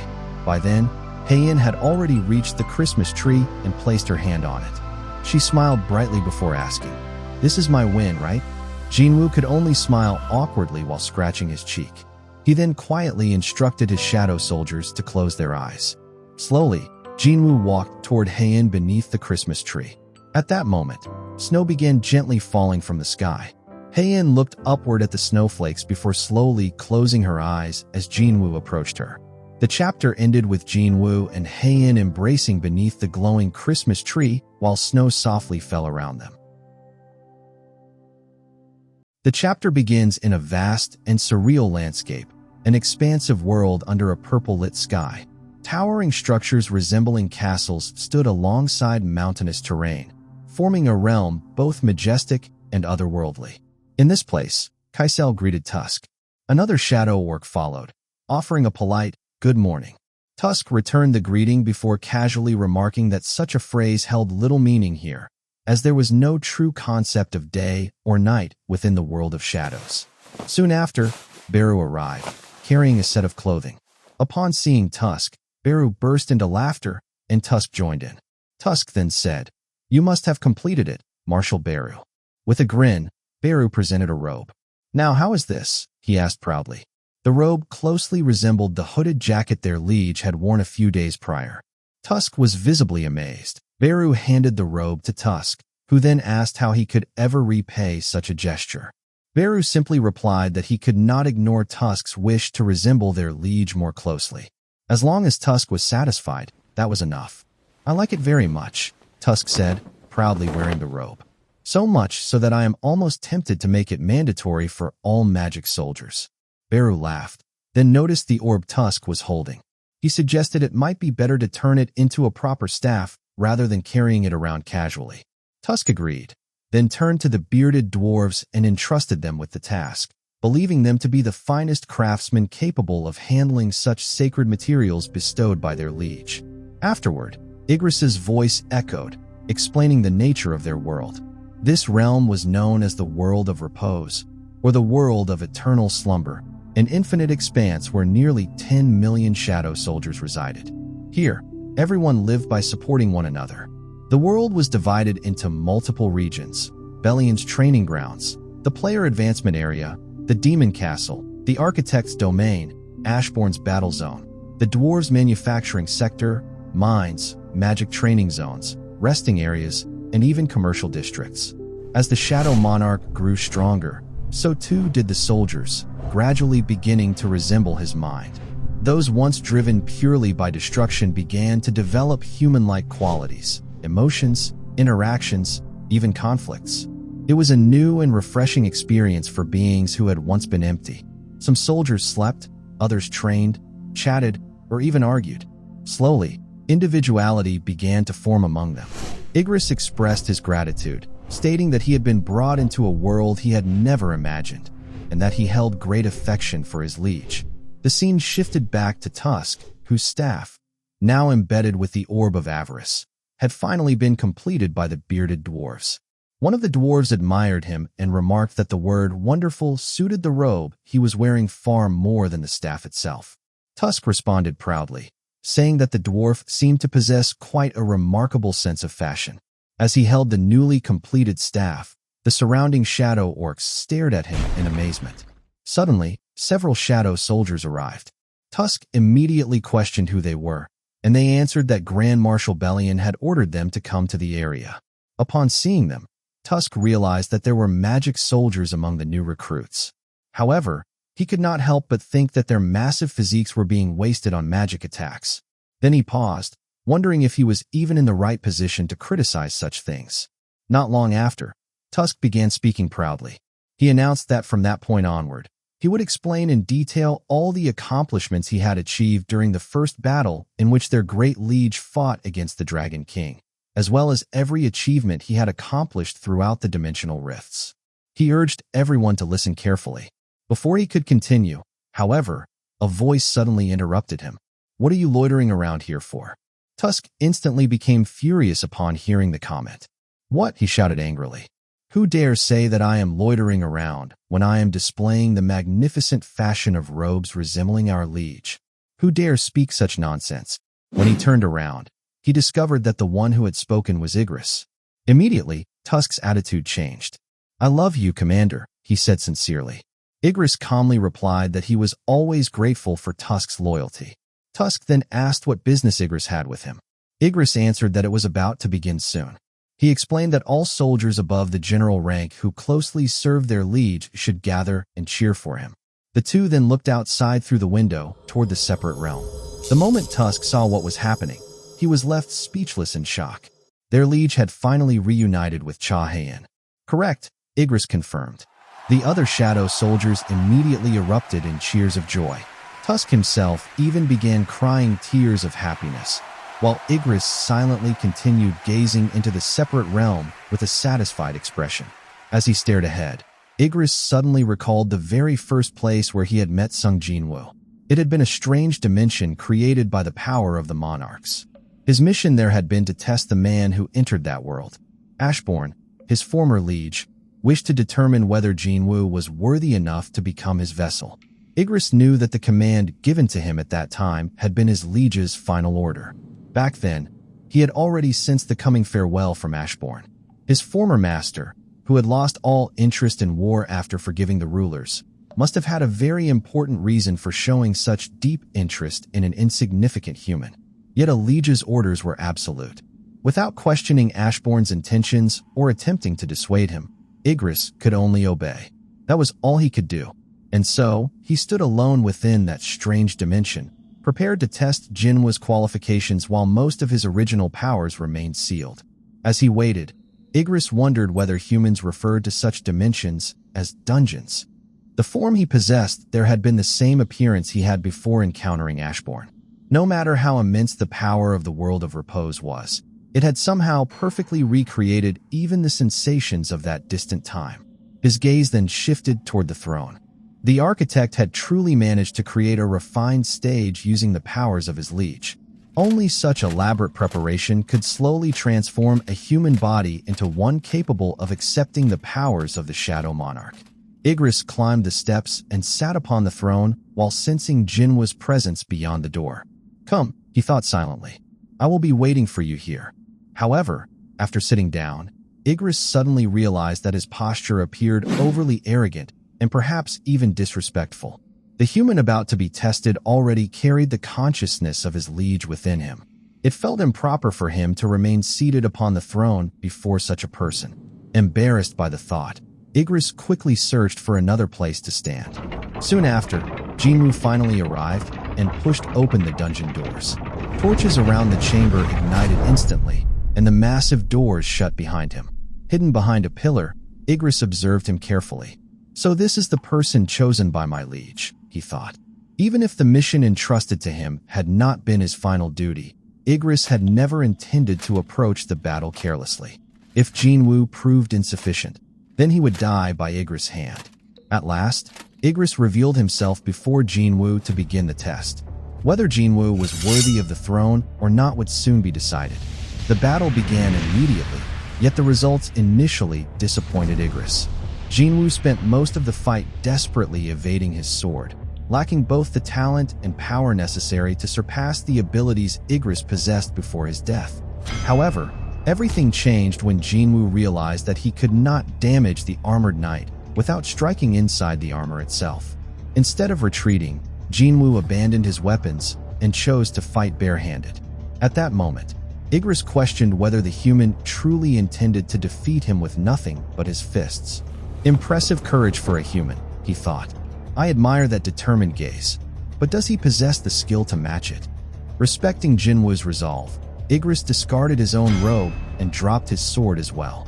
Even if Jinwoo's body was not yet suitable to inherit the liege's power, Igris decided that he would honor the strength of his will. The two clashed fiercely. Igris dashed forward with overwhelming speed and struck Jinwoo hard enough to send him crashing into a wall. How disappointing, Igris thought. How could such a weak being possess the qualifications to become my liege's vessel? Give up, weak human, he silently declared while relentlessly attacking Jinwoo. During the assault, Jinwoo was accidentally forced onto the throne itself. Seeing this, Igris retrieved his sword and prepared to grant Jinwoo an honorable death through beheading. For the first and last time, he felt relieved by his liege's apparent failure. If Jinwoo lacked the qualifications, then perhaps his former liege could remain by his side a little longer. I shall sever your head and end your suffering painlessly, he thought. Yet at the very moment Igris swung his blade downward, a loud crash echoed through the chamber. Jinwoo had caught the sword with his bare hand. Igris was shocked, not because the attack had been blocked, but because Jinwoo had refused to surrender until the very end. In the next instant, Jinwoo counterattacked, driving his dagger directly into Igris' eye. As Igris staggered back, he realized something. Even if only for a brief moment, Jinwoo's gaze resembled Ashbourne's. The difference in power between them should have made victory impossible. Since the battle was merely a test of qualifications, Igris had possessed far superior strength and stats. And yet, he had still lost. Was it because he had grown careless? Or was it a miracle born from Jinwoo's refusal to give up? Igris could not even decide whether he should feel happy that his liege's choice had been correct. And so, I lost to him, he admitted quietly. Memories of his time alongside Jinwoo then began flooding back into his mind, from the Red Gate incident onward. There had been many moments where Igris felt grateful for the kindness Jinwoo had shown him. To Igris, Jinwoo had become more than just a master. He was a friend and a comrade. They had fought through countless battles together, and as Igris' loyalty deepened, the longing he once held for his former master gradually faded away. Slowly, he accepted Jinwoo as his new liege. Later, their forces became even stronger after the original Shadow Legion emerged from the dimensional rifts. Bellion, his old comrade, had finally reunited with them. However, the joy of their reunion did not last long, as Bellion quickly began to suffer from the influence of his overly loyal and ferocious companion, Beru. one memory surfaced where Belian enthusiastically asked Igris whether their liege would appreciate a black flag placed atop the castle. "Are you serious?" Igris had asked in disbelief. Another memory showed Belian mercilessly beating Beru, which Igris found oddly refreshing. Later, Beru excitedly asked Belian whether the flag they carried was intended for their liege, and the two surprisingly agreed with each other. Unfortunately for them, Jinwoo immediately questioned why they had raised a flag above the castle at all. At that moment, Jinwoo asked both Belian and Beru to drop on the ground. Soon afterward, their determination was devoted entirely to the war against the monarchs. As time passed, Jinwoo steadily became more skilled in battle, while the shadow soldiers themselves also grew stronger. Even after time was reversed through the cup of reincarnation, the war continued. 30 years later, nearly every enemy had been annihilated, leaving only the Legion of Destruction. During one fierce battle, an enemy monster mocked Igris.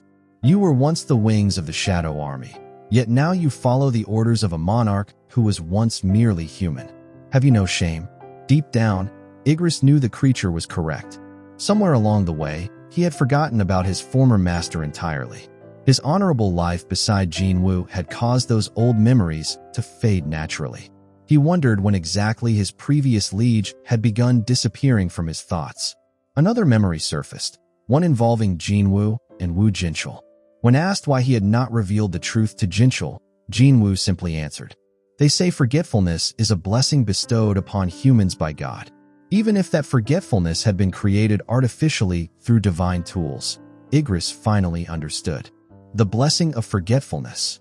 There was no need to overthink such matters. He had not betrayed his former liege. While greed and iron had forgotten everything and returned to ordinary lives, Igris had remained beside his current liege all this time. The feelings he once held for Ashbourne had naturally connected themselves to Jinwoo instead. He was still a knight, the sword of his liege, and one of the wings leading the Shadow Army. Another memory then appeared. Jinwoo had been studying for his exam while Igris assisted him. "The answer to question 14 is not 1, Igris confidently stated. "It is 2. "Ah, is that so? Thanks," Jinwoo replied casually. Inwardly, Igris proudly thought that no one else could properly assist his liege except himself. Certainly not Belian, who was only as massive as a mountain, nor Beru, who remained an insect regardless of his intelligence. Only Igris, who had graduated from the Knight Academy with top honors, was worthy enough to aid his liege academically. However, Jinwoo suddenly spoke again. "But the answer to question 14 says it's 1. Jinwoo then asked whether Igris would truly risk his life, insisting that the answer was 2. Panicking, Igris hurriedly reread the book, only to discover that Jinwoo had indeed been correct all along. "It seems my discipline is still lacking," Igris admitted solemnly. "I must strive harder for my liege." The chapter ended with Igris' unwavering declaration. "I am the knight of my liege, the sword of my liege, and the battlefield of my liege is my battlefield as well." Now that his liege had stepped onto a brand new battlefield, Igris believed that his glorious life would continue a little longer. The chapter began with a flashback of Jinwoo's father, Sung Il-hwan, trapped inside a gate, a massive portal that summoned monsters into the world. He had once entered a dungeon with a mission to defeat the dungeon boss and escape within an hour. However, he failed and became trapped within the rift between dimensions. While stranded there, the rulers contacted him and entrusted him with their power in order to stop the monarchs. Eventually, the greatest fragment of brilliant light gave him a final order: protect the Shadow Monarch. The story then flashed back to the moment when Il-hwan reunited with Jinwoo after Jinwoo's battle against the Monarch of Fangs. Il-hwan explained that the reason he had helped him was because of the mission entrusted to him by the rulers. However, he did not want Jinwoo to see him in his current state. He apologized quietly, only to be caught off guard when Jinwoo admitted that he had missed him. The words stunned Il-hwan. He confessed that he had always wanted to see his son as well. "You've grown so well," he told Jinwoo warmly. He wished they could have talked a little longer, but his body slowly began fading away. As he disappeared, he apologized for not being a good father. Another flashback then appeared, this time inside Jinwoo's apartment. Jinwoo suddenly woke up and was shocked to see his father nearby. Tears immediately formed in his eyes. When Il-hwan asked what was wrong, Jinwoo simply answered that he had a nightmare. From Jinwoo's perspective, his father merely laughed and continued reading the newspaper calmly. But from Il-hwan's perspective, he was barely holding himself together. Hidden behind the newspaper pressed against his face, he quietly cried as well. The scene then shifted to a cafe, where Il-hwan sat across from an envoy of the rulers. He asked the envoy what decision his son had made. The envoy answered that the Shadow Monarch had chosen to remain in this world. According to him, every minute and every second spent there was precious to Jinwoo. The envoy then asked whether Il-hwan planned to continue hiding the truth from his son. Il-hwan answered that since his child no longer wished to remember the past, he intended to respect that choice. The envoy smiled and remarked, "Like father, like son." He then explained that once he departed, the rulers would no longer interfere with the world. After that, everything would truly come to an end. The envoy admitted that watching the Shadow Monarch's choices had been exciting, even making his heart race with anticipation. The rulers themselves expressed gratitude not only toward the Shadow Monarch, but towards Sung Il-hwan as well. Before leaving, the envoy asked if there was anything they could do for him. After a brief moment of silence, Il-hwan made a request. "My memories. Can you erase my memories of the past?" The envoy replied that it was certainly possible, but questioned why he would choose such a thing. Il-hwan explained that it was difficult constantly pretending in front of a son with such extraordinary perception. More than anything else, he simply wanted to become an ordinary father who worried about his son. To him, Jinwoo was not the Shadow Monarch. He was simply his precious son. The envoy understood. He raised his hand, causing a warm light to shine from his palm. He informed Il-hwan that once he exited the cafe, all memories connected to the vanished timeline would disappear from his mind. As the envoy prepared to leave, he quietly prayed for Il-hwan's peaceful future, even if the man himself would never remember any of it. The moment the envoy stepped outside, a brilliant golden light filled the cafe. The chapter then shifted to a lively restaurant crowded with students happily eating, drinking, and celebrating. Among them sat Jinho, who looked extremely nervous. It was his first freshman welcome party, yet he could barely bring himself to eat due to anxiety. Although he had grown up comfortably as the second son of a wealthy family, something about the frozen pork belly restaurant felt strangely familiar to him. Soon, one of his senior classmates approached him and told him to brighten up. The senior joked that anyone seeing Jinho's expression would think he was about to be eaten alive. Jinho irritably replied that it was nothing. The senior laughed and advised him not to take old-school traditions too seriously. He added that Jinho could relax around him, but should be careful around the other seniors, especially one particularly intimidating person in their department. According to him, that senior was not actually strict toward juniors, but the sheer charisma surrounding him was overwhelming. Jinho wondered inwardly whether anyone could possibly compare to his own father. The senior then casually mentioned someone who had recently become famous as the idol of athletics. "Was it Cha Eun-young?" he asked. Jinho corrected him immediately. "You mean Cha Hae-In?" "Yeah, that one," the senior replied. "You know her, right? She's dating one of our seniors." Suddenly, the senior excitedly announced that the man in question had arrived and greeted him enthusiastically.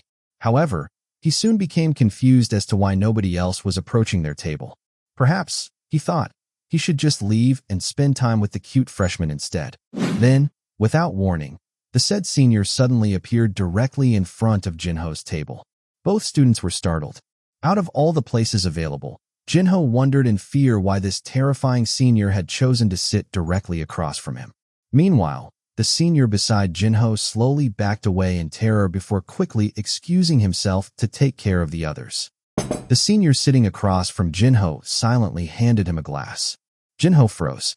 Was he seriously expected to drink that much soju for his very first cup? Out of pure fear, Jinho drank it immediately without hesitation while internally panicking over how terrifying the senior was, especially since he was terrible with alcohol. However, he suddenly stopped after realizing something strange. "Wait, is this cider?" he asked in confusion. The senior looked at him blankly. "You can't even handle alcohol, so why would I give you liquor?" he replied. "You're drinking this with me." Then he smiled slightly. "Jinho, why do you keep calling me senior? Just call me Hyung from now on." He poured another drink into Jinho's glass, while Jinho remained completely confused. The senior then asked if Jinho disliked the idea. "That's not it," Jinho quickly answered. Still, he found himself wondering why calling him Hyung felt so natural. He was also certain that he had never even introduced himself, yet somehow this senior already knew his name. The mysterious senior sitting before him was none other than Sung Jinwoo. Jinwoo raised his glass once more for another toast. This time, Jinho happily returned the cheer. The next scene took place one morning as Jinwoo walked along the street while talking to Jinho over the phone. Jinho asked why Jinwoo had skipped the department lounge that day. Jinwoo explained that he had something important to take care of and asked Jinho to attend the afternoon lecture in his place. "What?" Jinho shouted in shock. "You're popular with all the professors. I can't replace you." He then asked where Jinwoo even was. Jinwoo casually answered that he was visiting their university hospital for a field trip.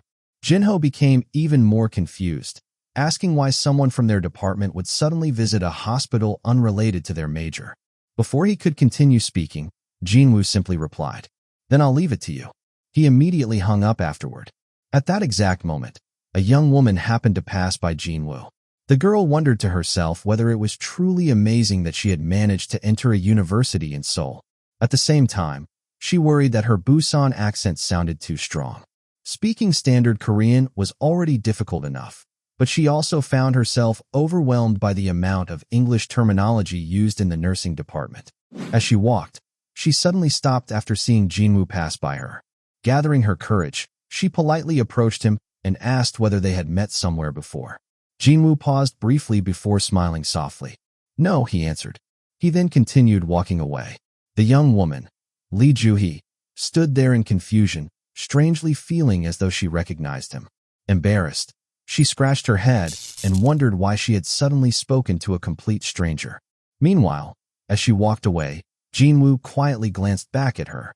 Ju-hee, on the other hand, nervously wondered whether the man thought she had been trying to scam him, or worse, recruit him into a cult. The scene then shifted to a hospital room guarded by 2 agents outside the door. A doctor entered the room and was surprised when the patient suddenly asked for help sitting up. After assisting him, the doctor noticed a mysterious bottle placed beside the bed and asked what it was. The patient, Chairman Gunhee, explained that a young man had visited him earlier and secretly left the bottle behind without any of the guards noticing. What the young man told him afterward sounded even more unbelievable. According to him, in a timeline that no longer existed, he had once fought monsters alongside him. As gratitude for those shared battles, the young man had brought him a gift. Then, like a mirage, the man vanished as though he had never existed at all. The young man also claimed that drinking the contents of the bottle would instantly cure his illness. The doctor then said to Chairman Go that he couldn't possibly believe such a story. Chairman Go, now elderly and weakened by disease, simply smiled tiredly. "I'm exhausted anyway," he admitted. Whether the medicine was fake or not no longer mattered to him. He picked up the bottle and asked the doctor how much time he had left if he chose not to drink it. The doctor could not answer. Chairman Go then weakly requested that if something happened to him after drinking the potion, the doctor should engrave these words onto his tombstone. Chairman Go Gunhee.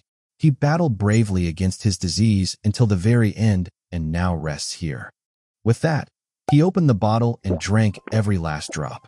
After placing the empty bottle back on the cabinet, he laid down again to rest.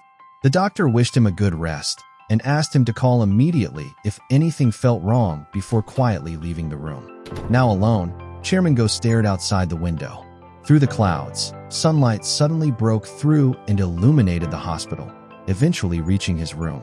Then, all at once, he felt his heartbeat grow stronger. Faster, louder. Chairman Go clutched his chest tightly as warmth spread throughout his body. The pale and weakened expression on his face slowly transformed into one filled with life and vitality. Finally, with a gentle smile, Chairman Go quietly whispered, "Looks like the sunlight is still too warm for winter to come." The chapter opened with the introduction of Antares, the first monarch born from darkness and the strongest among all monarchs. He was the king who ruled over every dragon, a being who embodied terror and destruction itself. Surrounded by his mighty dragon army, Antares proudly declared that all who knew him referred to him with awe and reverence as the Dragon King. However, during what should have been an ordinary day while preparing to invade Earth alongside the 10 million soldiers hidden within the dimensional rift, something unexpected happened. The next time Antares awakened, he found himself trapped inside the body of a human. Standing before a mirror, he stared in disbelief at the face reflected back at him. What is this feeble-looking human face? He wondered in disgust. How pathetically weak. The body belonged to Sung Jinwoo, a young E-rank hunter working in a country called South Korea. Despite possessing pathetic abilities that constantly pushed him to the brink of death, Jinwoo continued risking his life as a hunter. As Antares examined the scars covering Jinwoo's body, he realized the reason the human kept fighting was because of his mother's illness. To Antares, such an illness was laughable. His own magic could have cured it instantly. Suddenly, the phone began buzzing. When he answered it, an angry woman's voice immediately shouted from the other side of the line, asking what was going on. The raid was about to begin, yet he still had not arrived. "Are you going to be late again?" she yelled furiously. Antares paused. Tardiness, he thought, is the act of failing to meet a promised time due to incompetence. In other words, this woman had just dared accuse the Dragon King, the embodiment of absolute power, of incompetence. To Antares, such a thing was completely unacceptable. Coldly, he asked, Where are you right now?" Confused by his tone, the woman replied that they were already standing in front of the gate. She also questioned why he was suddenly speaking so rudely. Antares immediately focused his senses and expanded his perception to locate the exact source of the insolent woman's voice. Moments later, he found her. "Found you," Antares muttered. The woman, meanwhile, shivered in confusion.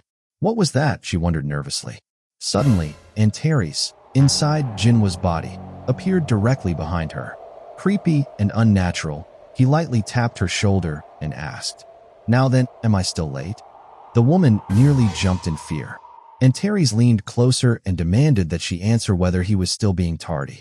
Terrified, she immediately replied, "Not at all." "Very good," Antares answered calmly. After that, Mr. Kim can be seen being handed a cup of coffee by another man, who wishes him good luck on today's raid.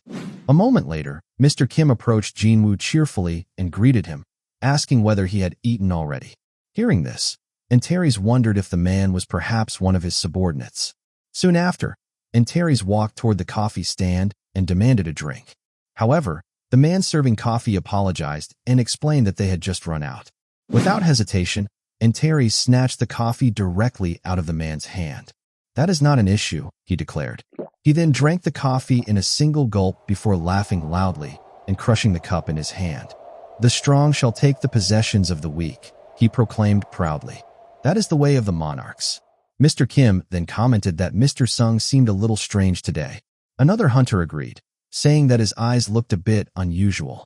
A third hunter added that there was something about him that felt creepy. After that, Gunhee angrily scolded Jinwoo after hearing that he had gotten injured again. She demanded to know what had happened to him this time. Meanwhile, Antares, who was currently inhabiting Jinwoo's body, silently wondered why the humans around him were so noisy.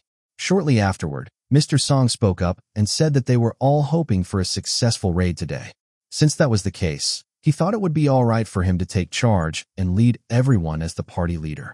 He then asked if everyone was okay with that. Mr. Kim happily replied that he was on board with the idea since Mr. Song held the highest rank among them. Another hunter added that Mr. Song was definitely trustworthy and that, although it had been a while, it looked like they would finally get to see his skills again.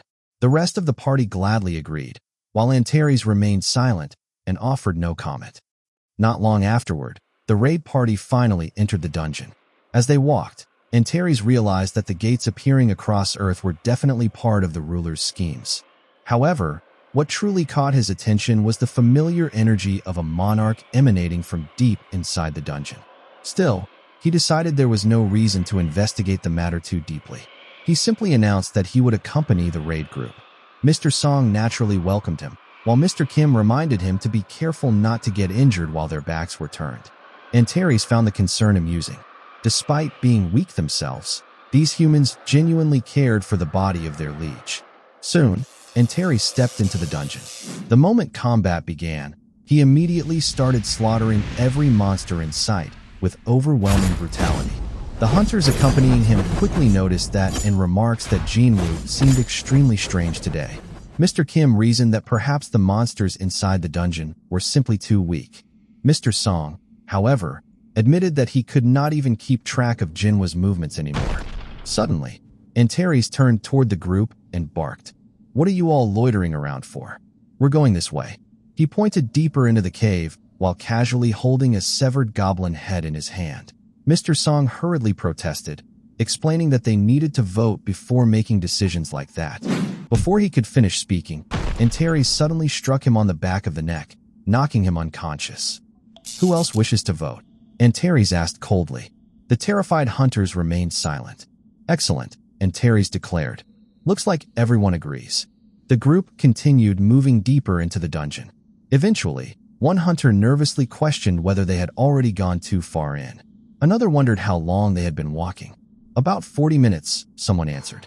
Another hunter pointed out that dungeons usually closed an hour after the boss was defeated, meaning they still had around 20 minutes remaining. Suddenly, they discovered a gigantic door at the end of the cave.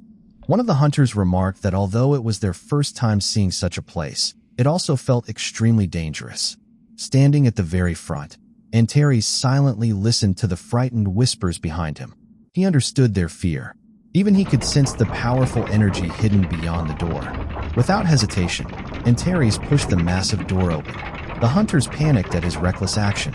Then, without warning, Antares grabbed one of the male hunters and threw him directly through the entrance.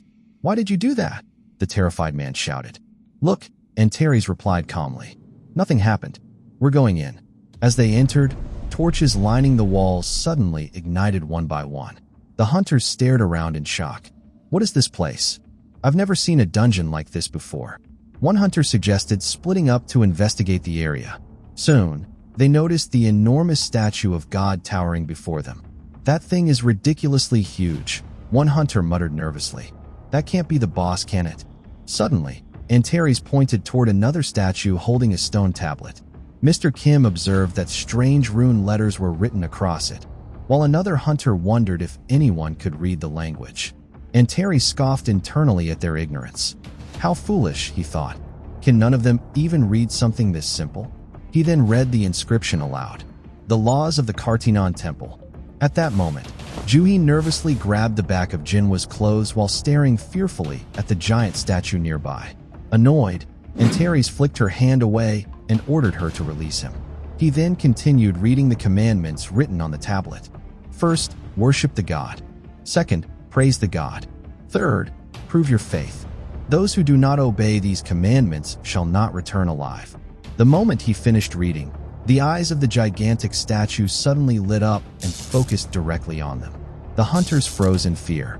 Then, without warning, beams of destructive light shot from the statue's eyes straight toward the group. Upon seeing the attack, Antares grinned darkly. "How dare you belittle me with such pitiful power?" Instead of dodging, he received the attack head-on. The resulting explosion shook the entire chamber. When the smoke cleared, Antares opened his mouth and unleashed the breath of destruction in return. His attack instantly obliterated the statue of God in a single strike. Laughter echoed throughout the temple as Antares stood proudly amidst the destruction. The hunters could only stare in complete disbelief. With a savage grin and sharp claws extending from his fingers, Antares proudly declared, "This is true power." Moments later, the stone statues lining the temple walls began moving simultaneously and charged toward the intruders. Antares welcomed them with excitement. "What arrogant little dolls," he sneered. Too slow. In mere moments, he crushed every giant stone statue that attacked him. Explosions erupted everywhere as the terrified hunters ran desperately for cover.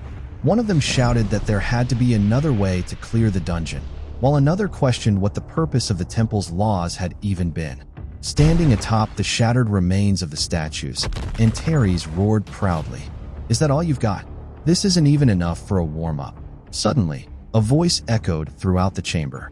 "You bastard, who exactly are you?" The architect finally appeared, furious that everything he had carefully prepared had descended into chaos.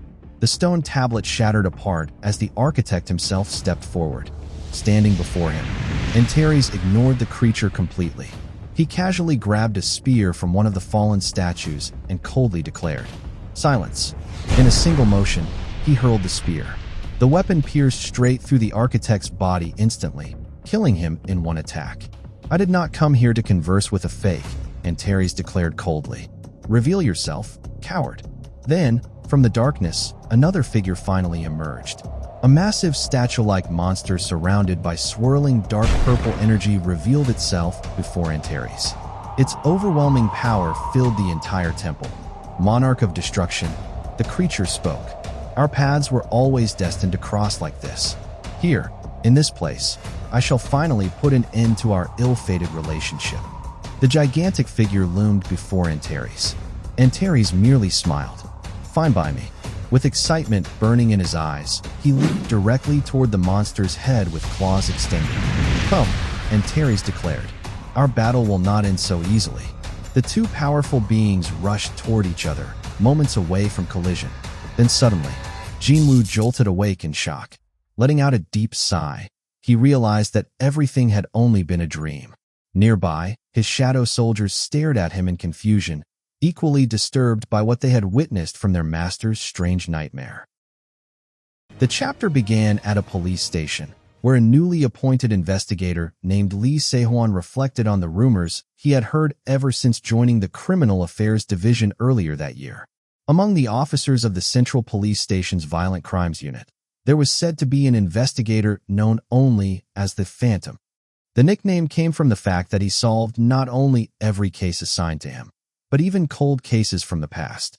People joke that his arrest rate was 200%. Because of this, even the most violent criminals reportedly became as obedient as sheep whenever they faced the Phantom. Over time, the rumor had grown into one of the station's greatest legends.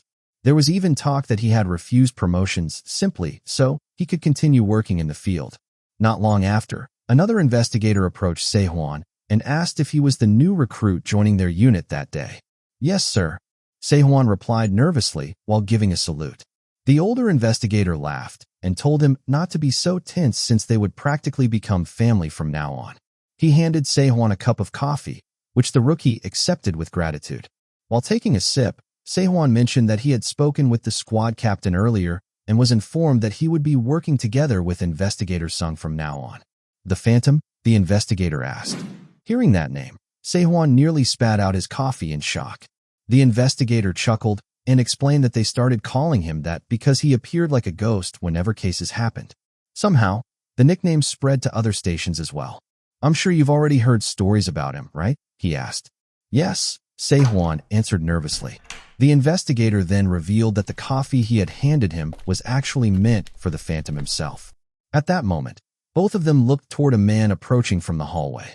"Speak of the devil," the investigator muttered.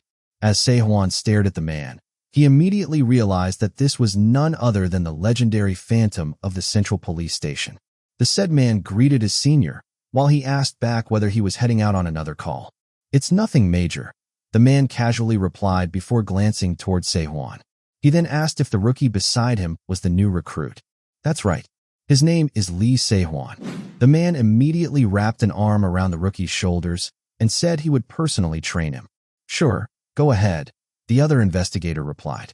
Se-hwan nervously wondered if the man was angry because he had accidentally drunk his coffee earlier. Hesitantly, he asked where they were going. Instead of answering immediately, the man asked him why he wanted to become a police officer. Se-hwan answered honestly that he wanted to catch bad guys. The man then smiled and said that was exactly what they were about to do. It was then revealed that the man was none other than Sung Jinwoo. Jinwoo cheerfully told Se-hwan that they both became police officers for the same reason. Jinwoo then asked if the rookie was ready to come along. "Of course, senior," Se-hwan immediately answered. Deep inside, Se-hwan couldn't believe that he would actually get the chance to learn directly from the Phantom himself. A few days later, Se-hwan looked completely exhausted. Other investigators in the station wondered what had happened to him, noticing how drained he looked every time he returned. One of them explained that Se-hwan had apparently spent entire days arresting petty criminals alongside Investigator Sung.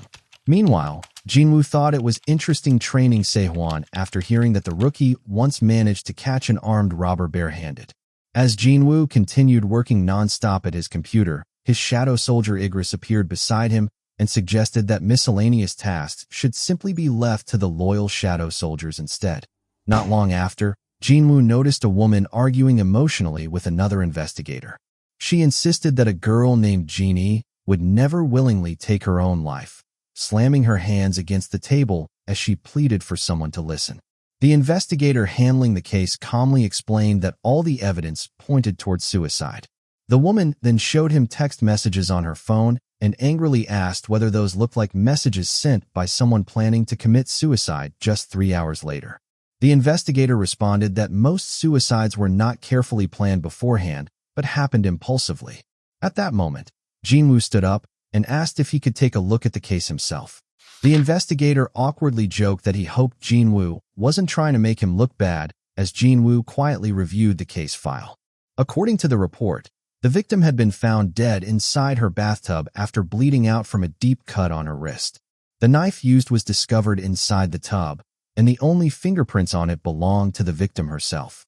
Although the deceased was usually known as a bright and cheerful girl, she had apparently been diagnosed with depression. After reading everything, Jinwoo commented that he did not see anything suspicious. However, he decided to personally confirm the details just in case. The investigator silently wondered if the Phantom had already noticed something unusual. He also questioned whether Jinwoo ever became tired at all. Afterward, Jinwoo introduced himself to the grieving woman and asked if he could speak with her for a moment. Later that night, the scene shifted to the victim's apartment. Jinwoo used Shadow Exchange to silently enter the room. The apartment itself was neat and organized. Inside the bathroom, traces of dried blood still remained in the bathtub. Jinwoo thought about how he once required an actual corpse to perform shadow extraction. But now, he had become powerful enough to extract the shadow of the dead even without a body. Raising his left hand, he activated shadow extraction and successfully summoned the shadow of Gunhee herself. The frightened shadow trembled upon seeing him, but Jinwoo calmly reassured her that she no longer needed to fear anything. She was now free from the boundaries of life and pain. Jinwoo then asked whether she had truly taken her own life willingly. The shadow quietly answered yes. For what reason? Jinwoo asked. The shadow began. The scene then shifted to another apartment, where a man heard his doorbell ring late at night. Wondering who could possibly be visiting at such an hour, he opened the door and found Jinwoo standing outside. Jinwoo introduced himself as Investigator Sung Jinwoo from the Violent Crimes Unit and explained that he had several questions regarding the man's daughter. The man immediately asked whether the cause of death had already been determined. Jinwoo replied that nothing had been confirmed yet, though he still had a few questions to ask. He then requested that the man accompany him for a brief conversation. The man agreed immediately, saying he would fully cooperate if it helped uncover the truth behind his daughter's death. The two later sat inside a quiet cafe. Jinwoo asked what kind of student Gunhee usually was. The man appeared surprised by the question before insisting that his daughter was a kind and pure-hearted girl who never did anything to make others hate her. Lowering his head sadly, the man apologized and admitted that he still couldn't believe his daughter had left him in such a way. Jinwoo commented that he must have cherished her deeply. The man tearfully admitted that Gunhee was not actually his biological daughter. Because of that, he claimed he loved and treasured her even more than if she had truly been his own child. If only she had told me she was suffering, he muttered. At that moment, Jinwoo quietly slid a phone across the table. He explained that while investigating the case and examining Gunhee's belongings, they had discovered a certain audio file. The man's expression instantly changed after listening to the recording. The file contained horrifying evidence of years of abuse that Gunhee had suffered at the hands of her adoptive father ever since childhood. Even after escaping far away from him, a simple message saying, "I want to see you," had driven her into despair. Eventually, she chose to end her life. Enraged, the man demanded to know why Jinwoo had played the recording in front of him. "If you were planning to arrest me, then you should have just brought officers and handcuffed me already," he snapped. Jinwoo calmly put away the phone and informed him that he still had two choices. The first option was to confess all his crimes at the police station. And the second? The man asked darkly. Instead of confessing, Jinwoo explained, The man could choose to pay an appropriate price instead. The man's eyes sharpened as he grimly smiled and asked how much Jinwoo wanted. Jinwoo's expression suddenly turned cold. "That would be enough," he quietly replied. Then he warned the man to listen carefully. Jinwoo explained that the cafe they were currently sitting in was no longer part of the living world. It was merely a temporary world he had recreated. It was the land of the dead, a realm no living soul could enter without permission from its master. This place was known as the World of Repose, and from now on, it would serve as the man's prison. Completely confused, the man demanded to know what Jinwoo was talking about. Jinwoo calmly told him to think carefully and asked whether he even remembered how they arrived there in the first place. The man suddenly stood up in panic.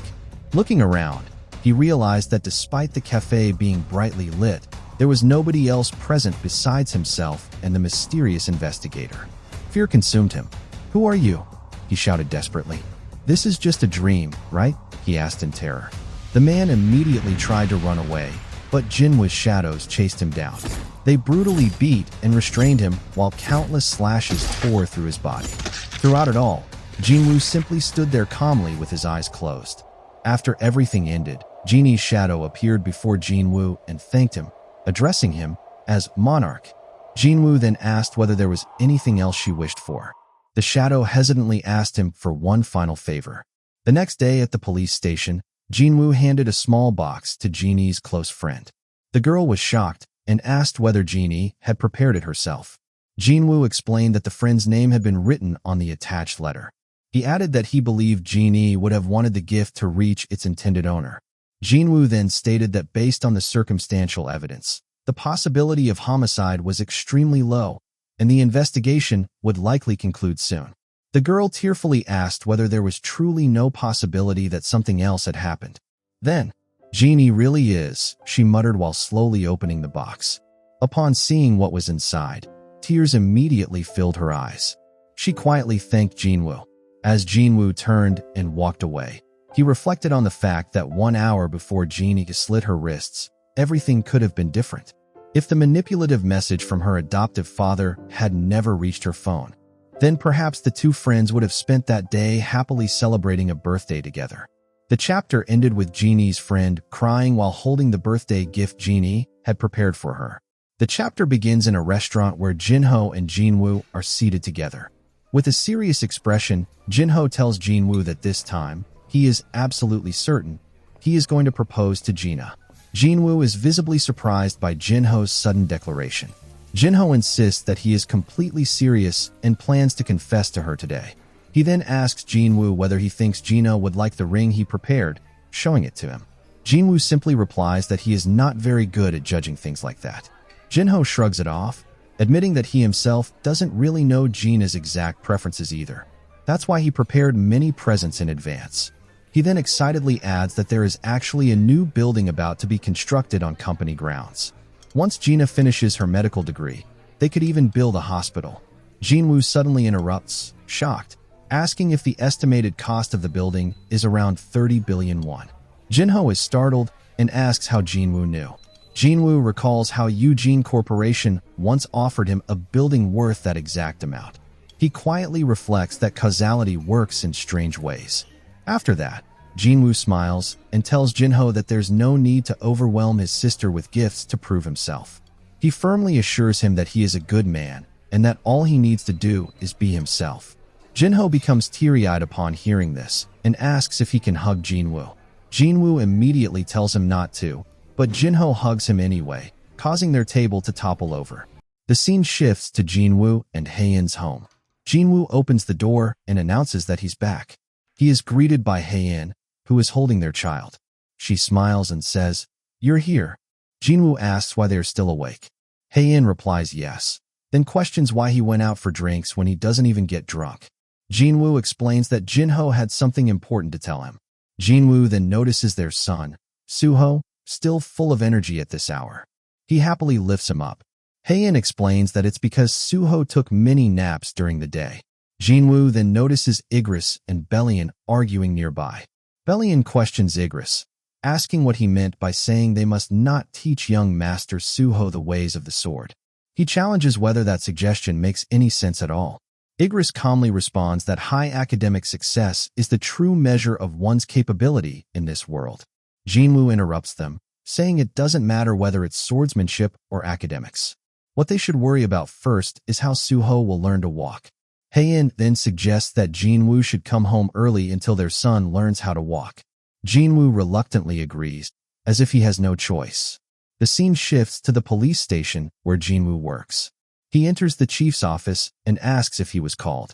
The chief mentions hearing that Jinwoo is still interfering in other investigators' cases, despite being told not to overstep and cause resentment.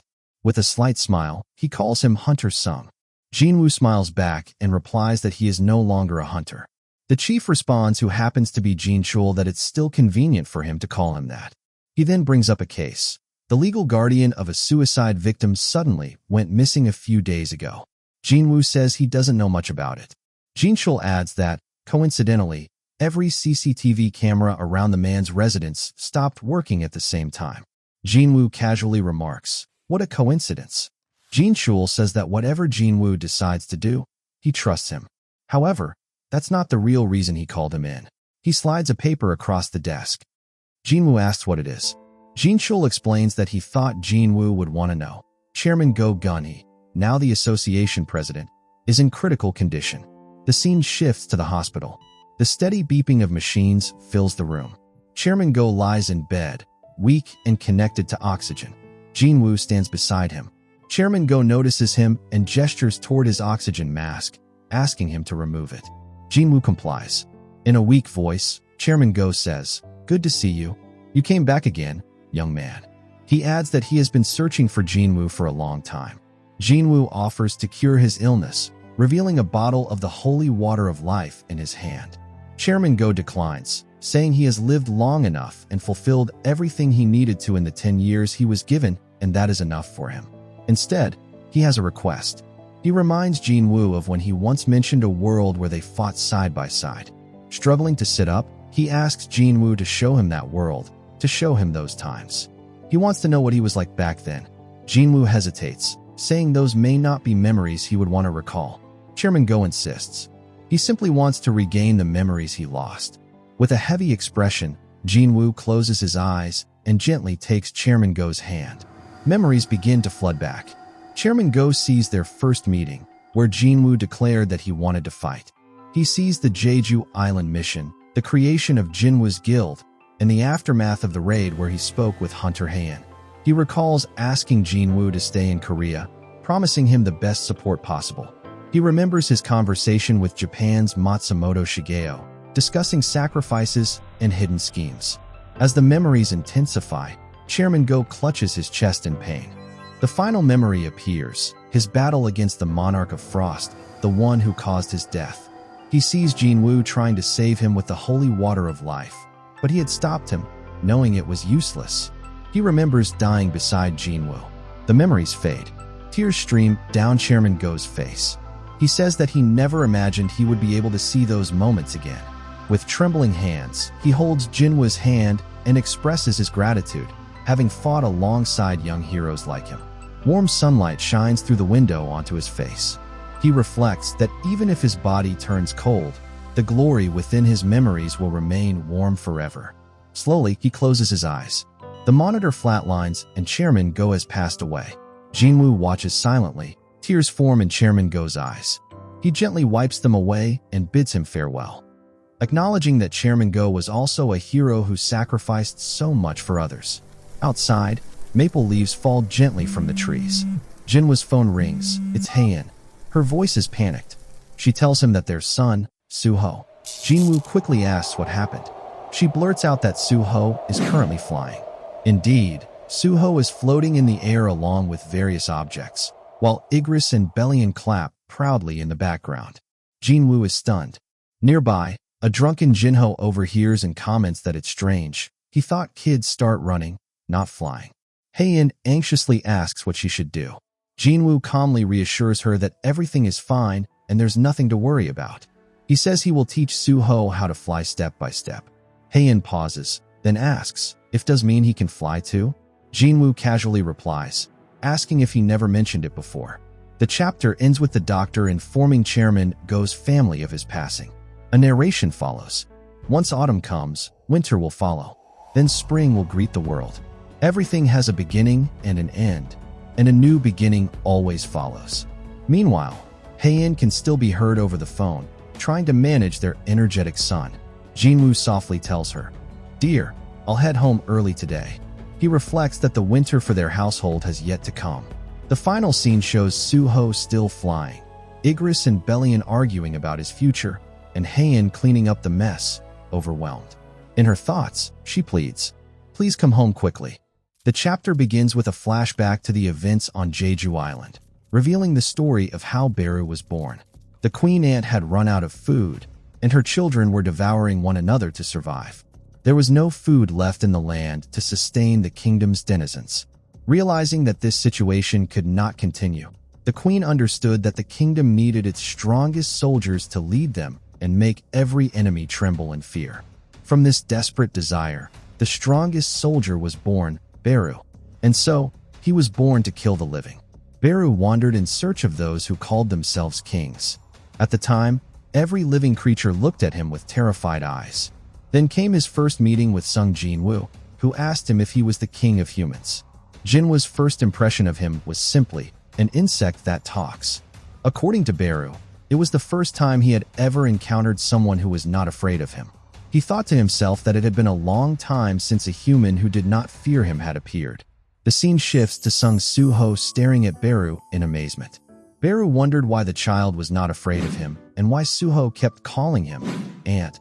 Although Beru tried to avoid him, he noticed that wherever he went, the young monarch always managed to find him.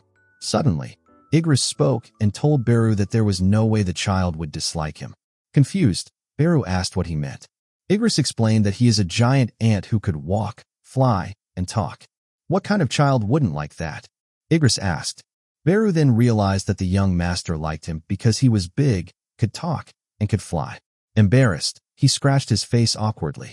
The scene then moves to the world of Repose, where Beru arrives and is greeted by a bearded dwarf. Beru announces that he wishes to make a minor adjustment to the plans and points toward the massive statue of Jinwoo. The dwarf panics and explains that the plans for the holy statue of their liege had already been finalized months ago in preparation for commemorating their monarch's 32nd birthday. However, Beru clarifies that he does not want to cancel the project. He simply wants to make a few changes. After explaining his ideas, the bearded dwarf admits that such modifications are certainly possible and even believes the final result will become far more exquisite. Still, the dwarf mentions that they would require more workers than they currently have and asks if it would be acceptable to mobilize the demons from the demon castle created by the architect. Beru agrees and says that he will first take care of some business. The scene shifts to Jinwoo's home, where several men with malicious intentions sit inside a vehicle nearby. One of them nervously asks his older brother if they are really going through with this. His brother responds by asking why he is suddenly scared after coming this far. He angrily blames Jinwoo for destroying their organization and says it is only fair that they leave a mark on him in return for ruining their lives. His younger brother agrees. The men step out of the vehicle and discuss their cover story. They plan to make it appear as though a group of burglars broke into investigator Jinwoo's home in broad daylight and murdered his wife and son. As they approach the house, one of them comments on the lack of a security system, saying it almost feels like the family is begging to be robbed. Another tells him to stop trembling and focus on not making mistakes. The intruders climb over the fence while gripping their knives. However, after entering the property, the older brother notices that only one person is still following him and asks where the others have gone. The remaining thug replies that he has no idea. Annoyed, the older brother mutters, "These idiots, seriously." Behind them, a shadow silently appears. A massive claw suddenly grabs one of the men and covers his mouth. The shadow is revealed to be Beru. Beru hushes the intruders, his voice low and firm. The young monarch has begun his nap. Do not disturb him. As Beru restrains the criminals, he reflects on the familiar fear in their eyes. Having the trust of his liege and the affection of the young monarch certainly felt wonderful. But he also admits that the terrified expressions of prey before their predator were not unpleasant either. The scene returns to the world of Repose, where even the noble demons from the demon castle have begun assisting with the statue. Esselradiru appears alongside her father. The bearded dwarf asks Beru for his opinion regarding the revised statue based on his instructions. Beru comments that it is impressive while gazing at it happily. The surrounding shadow soldiers cheer proudly at their accomplishment. Beru confidently declares that their liege will surely be pleased upon seeing such a majestic and beautiful statue. The revised statue no longer depicts Jinwoo alone. Instead, Jinwoo is shown holding the young monarch in his left arm. The shadow soldiers erupt into cheers while admiring the masterpiece. Beru then says that if the young monarch ever sets foot in this place in the distant future, it would surely become a meaningful gift. Suddenly, Beru hears the voice of a child cheering behind him. He freezes upon hearing it and slowly turns around, only to find the young monarch himself standing there. Shocked, Beru stares in disbelief while Suho happily calls out, "Aunt." The story then jumps forward several years. At Suho's school, his teacher shows Hae-In a sketchbook filled with drawings made by her son. Hae-In initially asks what is wrong with the drawings. The teacher explains that the students had been asked to draw a friend, but Suho instead drew a giant ant standing on two legs. The teacher then reveals additional drawings on the following pages. When asked to draw more friends, Suho created illustrations resembling Tusk and Igris. Another drawing portrayed Suho's interpretation of family, depicting his mother and father surrounded by shadow soldiers. On the final page, the students had been instructed to draw their homes, which was the main reason the teacher requested a meeting with Hae-In. The teacher explains that after taking care of many children over the years, this was the first time she had ever seen a child portray friends and family in such a way.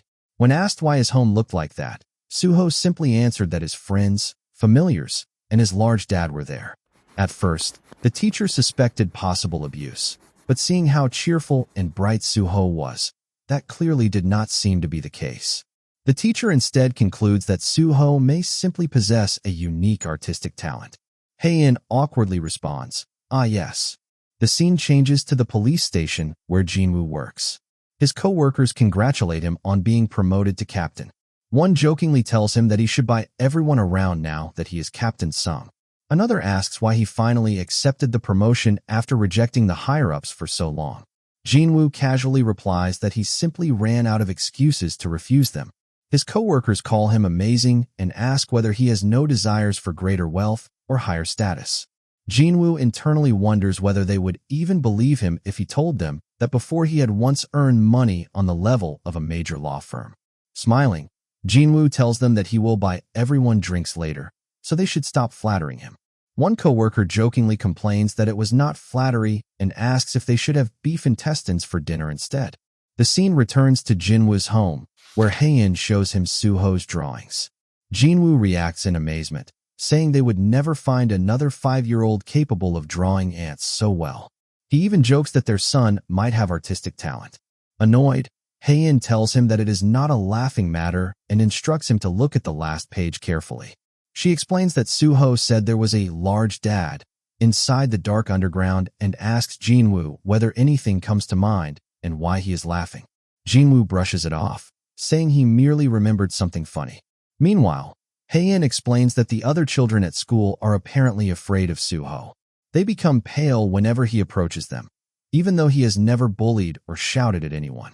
Jinwoo realizes that children possess purer senses than adults and may have unconsciously detected the power of the monarch within Suho. The children likely avoided him because they sensed the shadow of death surrounding him. Fortunately, the power had not become a disaster. Originally, it was a horrifying weapon hidden within the Shadow Monarch's loyal subjects by the god of the underworld in order to destroy everything they had created. However, if the Shadow Monarch's power continued growing within Suho, it would become impossible for him to live an ordinary life. Jinwoo concludes that he must restrain Suho's abilities until the boy reaches an age where he can fully control them. While looking at pictures of Suho happily playing with the shadow soldiers, Jinwoo decides that until Suho can live among ordinary people without issue, he must temporarily seal away both his powers and his memories of the shadow soldiers. At that moment, Beru suddenly appears after overhearing the conversation. Jinwoo hands him one of Suho's drawings and points out that the child had drawn him as well. Upon seeing the drawing, Beru bursts into tears and asks Jinwoo if he may say farewell to the young monarch. Afterward, Beru quietly opens the bedroom door and slowly enters Suho's room. He softly says that he has come to bid farewell on behalf of all the shadow soldiers. Suho remains fast asleep, repeatedly mumbling the words, "Boss Ant." Holding back tears, Beru says it was an honor to serve the young monarch. Until they meet again, he prays for Suho's good health and hopes he continues studying diligently even in his absence. "Please stay well, young monarch," Beru says before breaking down in tears. Afterward, Jinwoo gently places his hand over Suho's eyes and whispers, "Pleasant dreams." A faint purple aura emerges from Jinwoo's hand before he quietly leaves the room alongside Beru. The final image shows Suho's drawing of himself happily surrounded by the shadow soldiers. Time quickly passes, and the once young child grows into a high school student. The chapter ends on a morning as the young monarch, now a teenager, walks toward his school. The chapter begins at a high school where Suho is about to start his first day. In Suho's mind, high school is a world where the strong devour the weak. New classrooms and new classmates meant that judgments were made with just a single glance, deciding who would become friends and who would end up as someone else's lackey. A group of freshmen led by Jin-Chul could be seen chatting together with two other students. Laughing confidently, Jin-Chul greeted them while arrogantly resting his foot on top of a desk. One of the boys replied that he had been busy cramming recently. Jin-Chul then noticed another freshman, Suho, and casually remarked that he was there too. Suho simply answered, "Yeah." The two stared at each other seriously for a moment before eventually shaking hands. "Let's get along," Suho said. "Yeah," Jin-Chul replied.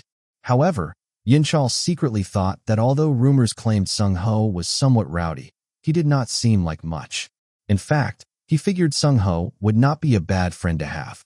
Meanwhile, Suho quietly observed the freshmen gathering in one corner of the room. He concluded that this was probably how the classroom hierarchy would naturally form. However, the real problem, in Suho's eyes, was Jin-Chul. Suho continued chatting casually with some classmates while smiling, but his expression suddenly turned serious when he noticed Jin-Chul's group staring directly at him. Jin-Chul immediately stood up after realizing that Suho refused to lower his gaze. Dragging his chair loudly, he asked Suho if he saw the arrogant-looking bastard over there. Suho quickly grabbed Jin-Chul's shoulder and warned him that Suho had attended the same middle school as him. He advised Jin-Chul to stay out of Suho's way whenever possible. Jin-Chul angrily glared back at Suho with bloodshot eyes. "You want to die?" he threatened. The scene shifts outside the school building, where Suho could barely remain standing after being brutally beaten by the three boys. Jin-Chul demanded to know why Suho was protecting that guy and asked who Suho really was. Struggling to breathe, Suho explained that Suho had been the strongest student in their middle school. Jin-Chul paused in surprise. Suho continued by saying that nobody had ever managed to even lay a hand on Suho. He only stepped in because he thought something bad might happen here too. After hearing that, Jin-Chul repeatedly slapped Suho while calling him an idiot and accusing him of being crazy. "You messing with me?" Jin-Chul shouted. If someone like that really existed, there's no way there wouldn't be rumors about him. As he continued slapping Suho, another student suddenly appeared nearby and calmly said, "Suho, let's just say you handled this again." The newcomer was revealed to be Suho, who slowly approached them before calmly adding, "This should already be enough for self-defense." "Got it," Suho answered. Jin-Chul stopped and demanded to know what they meant by self-defense. Before he could react further, Suho unleashed a powerful kick that struck one of Jin-Chul's companions and sent him flying backward instantly. Immediately afterward, Suho delivered another devastating kick straight into the face of the second thug, launching him through the air as well. Jin-Chul stared in complete disbelief at what was happening. Taking advantage of the moment when Suho's leg was raised, Jin-Chul threw a quick punch toward him. However, before the punch could land, Suho effortlessly shifted his leg aside while keeping one hand inside his pocket. In a single smooth movement, he redirected Jin-Chul's fist with a side kick and slammed him violently against the wall. A loud crash echoed through the area. Jin-Chul could no longer speak and could only stare at Suho in terror. Suho then finished the fight with a brutal kick to Jin-Chul's chin that nearly launched him into the air. Afterward, the battered faces of Jin-Chul's entire group could be seen lying on the ground. Suho calmly remarked that since things had turned out this way even at this school, he would continue taking care of Sungho here as well. Sungho simply replied, "Yeah," while internally thinking that this was not a bad trade for him at all. Later, other students began discussing the incident, believing that Jo Sungho had defeated all 3 boys by himself. They commented that his aura had seemed extraordinary from the very beginning. One student even mentioned hearing that Sungho had become famous in his neighborhood because he had practiced judo since childhood. Another student joked that maybe he should start learning judo too. The scene then shifts back to the classroom, where Suho stands from his seat while feeling completely bored. He strangely felt as though he once knew many extraordinary things that used to make his heart race. Because of his boredom, Suho decided he might as well head to an internet cafe. As he attempted to open the classroom door, however, he suddenly realized it would not move. Confused, he looked outside and discovered that every student had completely frozen in place. Even the cars outside and a soccer ball flying through the air had stopped moving. Suho was shocked. Time stopped, he wondered to himself. How is this possible? Suddenly, a dungeon-like gate appeared inside the classroom. The gate emitted an overwhelming energy along with a crackling red aura. Terrified, Suho questioned what exactly had appeared before him and what he was supposed to do in a situation like this. He paused to think and remembered how his mother always said that he resembled his father. Suho then wondered what his father would do in this situation. After making up his mind, Suho removed his bag and slowly walked toward the dungeon gate while feeling his heartbeat pounding intensely inside his chest. Step by step, he approached the gate until he finally entered it. Inside, Suho found himself standing within a dark hallway resembling the interior of a castle. Confused, he wondered where he had been transported. Behind him, the passage he entered through slowly disappeared. Realizing his escape route had been cut off, Suho concluded that he had no choice left but to continue moving forward. He grabbed one of the nearby torches and looked ahead at the long hallway illuminated only by dim torchlight. Suddenly, notification windows began appearing in front of the weapons mounted on the walls. One weapon was identified as the lightning halberd. The notifications displayed each weapon's usage rank, category, bonus attack stats, and additional effects. Every weapon Suho approached generated its own information screen. Suho could only wonder what exactly he was witnessing. It's seriously like a game somehow, he thought. Ironically, he had only planned on going to an internet cafe because he was bored. As he continued walking, more system notifications kept appearing before him. Suho eventually wondered if the system was expecting him to select a weapon first. He theorized that perhaps it functioned through a level-based restriction system where stronger weapons could only be used after raising his level. Looking toward one corner, Suho noticed several weapons separated from the others. He wondered if those weapons were placed there because they were weak. Among them was the Night Killer, the same weapon once used by Sung Jinwoo. However, Suho scoffed internally. Come on, who would use such a weak-looking weapon, he thought. He also noticed several gauntlets displayed nearby. Continuing to browse, Suho found many different kinds of swords, daggers, and gauntlets. This actually looks fun, he thought. Still, he decided that swords were too cliché and ultimately chose a gauntlet instead. As soon as he equipped it, the gauntlet perfectly adjusted to fit his hand. Things are getting interesting now, Suho said with a grin. The weapon he selected was an offensive gauntlet with an E-rank rating and an additional attack stat of +4. The chapter ends with a system status window appearing before Suho, displaying the following information. The chapter begins with Suho continuing to walk forward while rows of armored soldiers lined the path before him. Suddenly, he spoke and asked, "Is anyone there?" He wondered to himself if he was inside some kind of castle basement or something similar. As Suho looked at one of the armored soldiers, a faint light suddenly appeared from within the eyes of the soldier. Without warning, the soldier moved and attempted to attack him from behind with its sword. The soldier unleashed a powerful slash, but just before the blade could reach him, Suho blocked it perfectly with his gauntlet. Even he wondered what had just happened, yet he retaliated, countering with a barrage of punches to the armored soldier's body. Moments later, the armored soldier slowly disappeared. At the same time, Suho noticed his level increasing as a blue aura emerged from his body. He questioned whether these soldiers were actually capable of moving on their own. Then, he suddenly remembered something and quickly looked around him. There had been countless soldiers lined up along the corridor earlier. Sure enough, the armored soldiers had now surrounded him from every direction. Fear was visible on Suho's face, but he realized that his suspicion had been correct all along. Immediately after, all the armored soldiers charged toward him at once. A blue aura wrapped around Suho's gauntlets as he unleashed a barrage of rapid punches. Loud crashing sounds echoed throughout the corridor as his attacks tore through the soldiers. Some of them were shattered into pieces while others were sent flying backward. Although Suho managed to defeat a large number of enemies in front of him, he still found himself surrounded by countless more. Afterward, Suho clenched his fists and prepared himself for the second wave. One gauntlet formed a claw-like stance while the other was positioned for a punch. Moments later, the soldiers rushed toward him again. In a single instant, Suho dashed forward with incredible speed, destroying every armored soldier in his path. One soldier from behind attempted to strike him with its sword, but before the attack could land, Suho turned around and delivered a powerful upward kick that launched the soldier into the air. After defeating all the soldiers, Suho received another notification showing that his level had increased.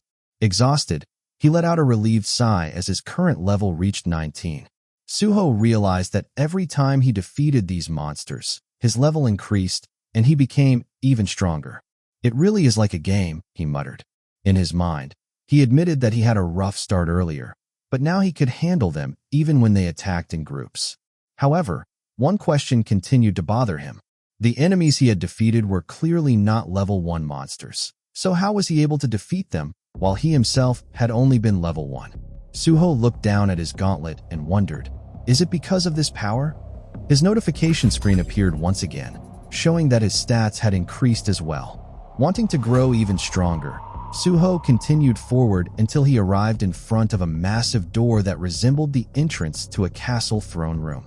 As he pushed the heavy door open, a loud creaking sound echoed through the hall, and the torches inside suddenly flared to life. Inside the room sat a shadow monster upon a throne. The figure seated there was none other than Igris, one of the shadow commanders of Jinwoo. However, Suho did not recognize him because his memories from childhood had been erased by his father long ago. Suho wondered if the monster before him was the boss. The being radiated overwhelming power as a fierce purple aura surrounded its body. Slowly, Igris rose from the throne and grabbed his sword, which crackled with powerful lightning energy. Suho immediately realized that he needed to land the first blow. He clenched his fists and prepared himself. But before he could even react, Igris suddenly dashed forward at blinding speed. Suho did not even realize that Igris was already standing directly in front of him. In the next instant, Suho was pierced by Igris' sword, creating a massive explosion upon impact. Terrified, Suho jolted awake and gasped for air. He found himself back in the hallway where he had first entered the room. Confused, he wondered what had just happened and how he was still alive. Soon, he realized that he had returned to the exact place where he originally started. He truly thought he was going to die. Still, he wondered if he really had to cross the corridor all over again. As Suho looked at one of the torches along the wall, he noticed that one of the flames had gone out. He clearly remembered that all 3 torches had been lit when he first entered. He questioned whether it was merely a coincidence. However, he felt there was more to it than that. First things first, he decided to change his weapon now that he had leveled up.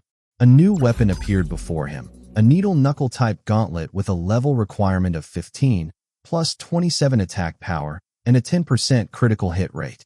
Suho continued onward, but this time he became much more cautious. He did not know what would happen once all 3 flames went out. Suddenly, a violent gust of wind swept through the corridor. Suho immediately sat down in fear and gasped as the second torch was extinguished. Terrified, he screamed and rolled across the floor in panic. The image of the Black Knight he had encountered earlier flashed in his mind. He could not help but wonder if the situation was completely unbalanced. At this rate, I won't be able to defeat that Dark Knight, he thought. Suddenly, he stopped after noticing a weapon similar to the one the Dark Knight used. Its name was the Demon King's longsword, but the weapon hanging before him was merely a fake version. Suho realized that if the knight he fought possessed the real weapon, then the gap between their levels must be enormous. Because of this, he decided to level up even more before facing the Dark Knight again. This time, however, he knew he had to be far more careful. Armed with various weapons, Suho prepared himself once more. Soon, countless armored soldiers appeared before him again, just like before. Walking toward them, Suho said, "We meet again. Don't you ever get tired?" As he carefully observed them, he wondered if the soldiers revived every single time. If that were true, then perhaps they possessed infinite regeneration. The following scenes showed Suho fighting the armored soldiers once again. One by one, he defeated them while his notification system continuously displayed his level increases. With every soldier he killed, his level rose higher.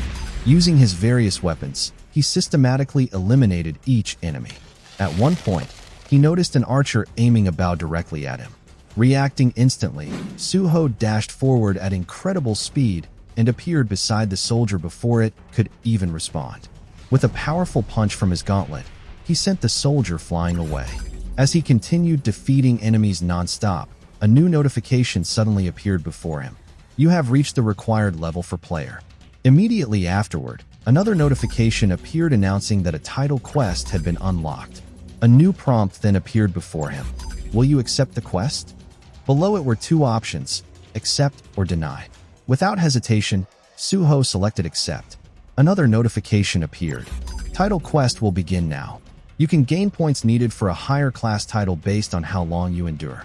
At the same time, numerous dungeon-like gates suddenly materialized around him. The system then displayed one final message. "Good luck." A timer immediately began counting down as armored soldiers started emerging one by one from the newly opened gates. The chapter ended with Suho standing fearlessly before the incoming enemies. A menacing expression appeared on his face while a powerful aura surged from his body. "It was a bit troublesome without the time limit," he said with a grin. "But this is great." The chapter began with several mages generating powerful fire magic before unleashing a massive wave of flames towards Suho. However, Suho swiftly avoided the attack by leaping away at the perfect moment. The mage's attack created a tremendous explosion, and a trace of concern appeared on Suho's face. However, the assault did not end there. The chants of numerous mages echoed throughout the battlefield, and in an instant, a gigantic sphere of fire energy formed above Suho. The mages immediately aimed the attack at him, but Suho successfully blocked it using his shield.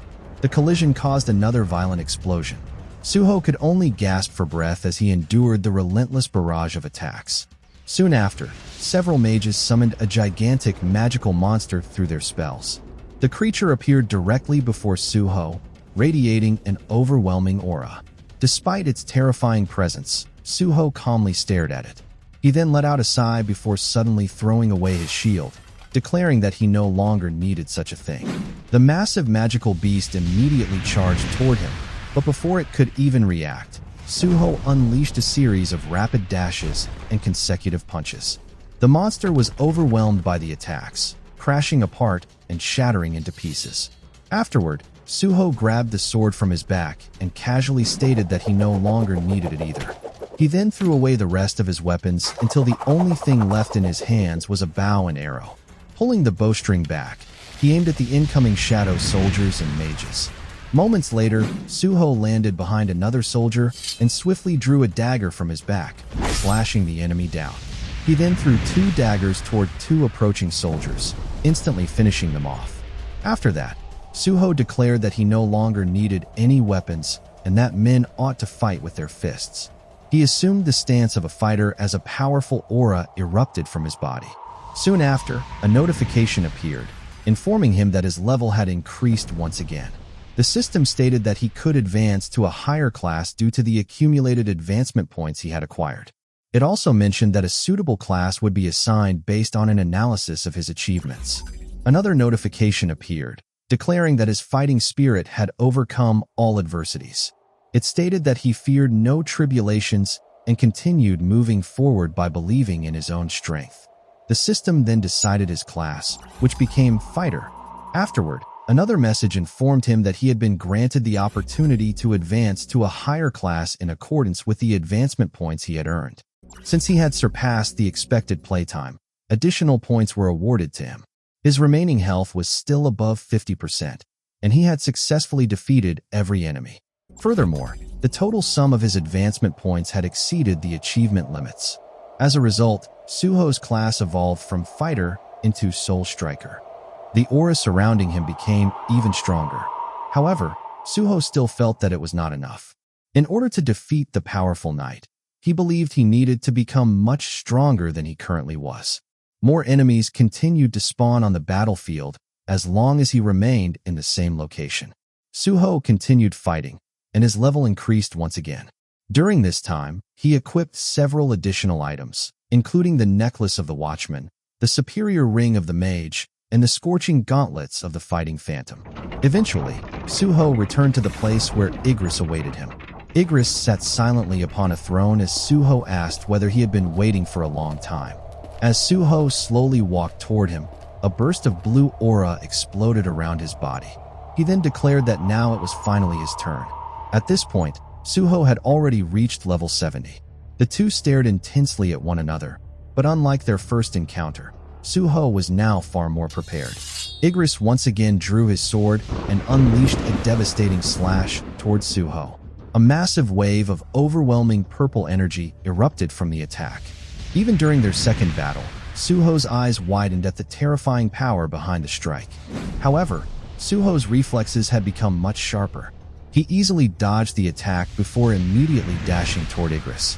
The knight's sword collided with Suho's gauntlet, and the sheer force of the clash cracked the ground beneath them, creating a violent shockwave and explosion. When the smoke cleared, the battle between the two continued relentlessly.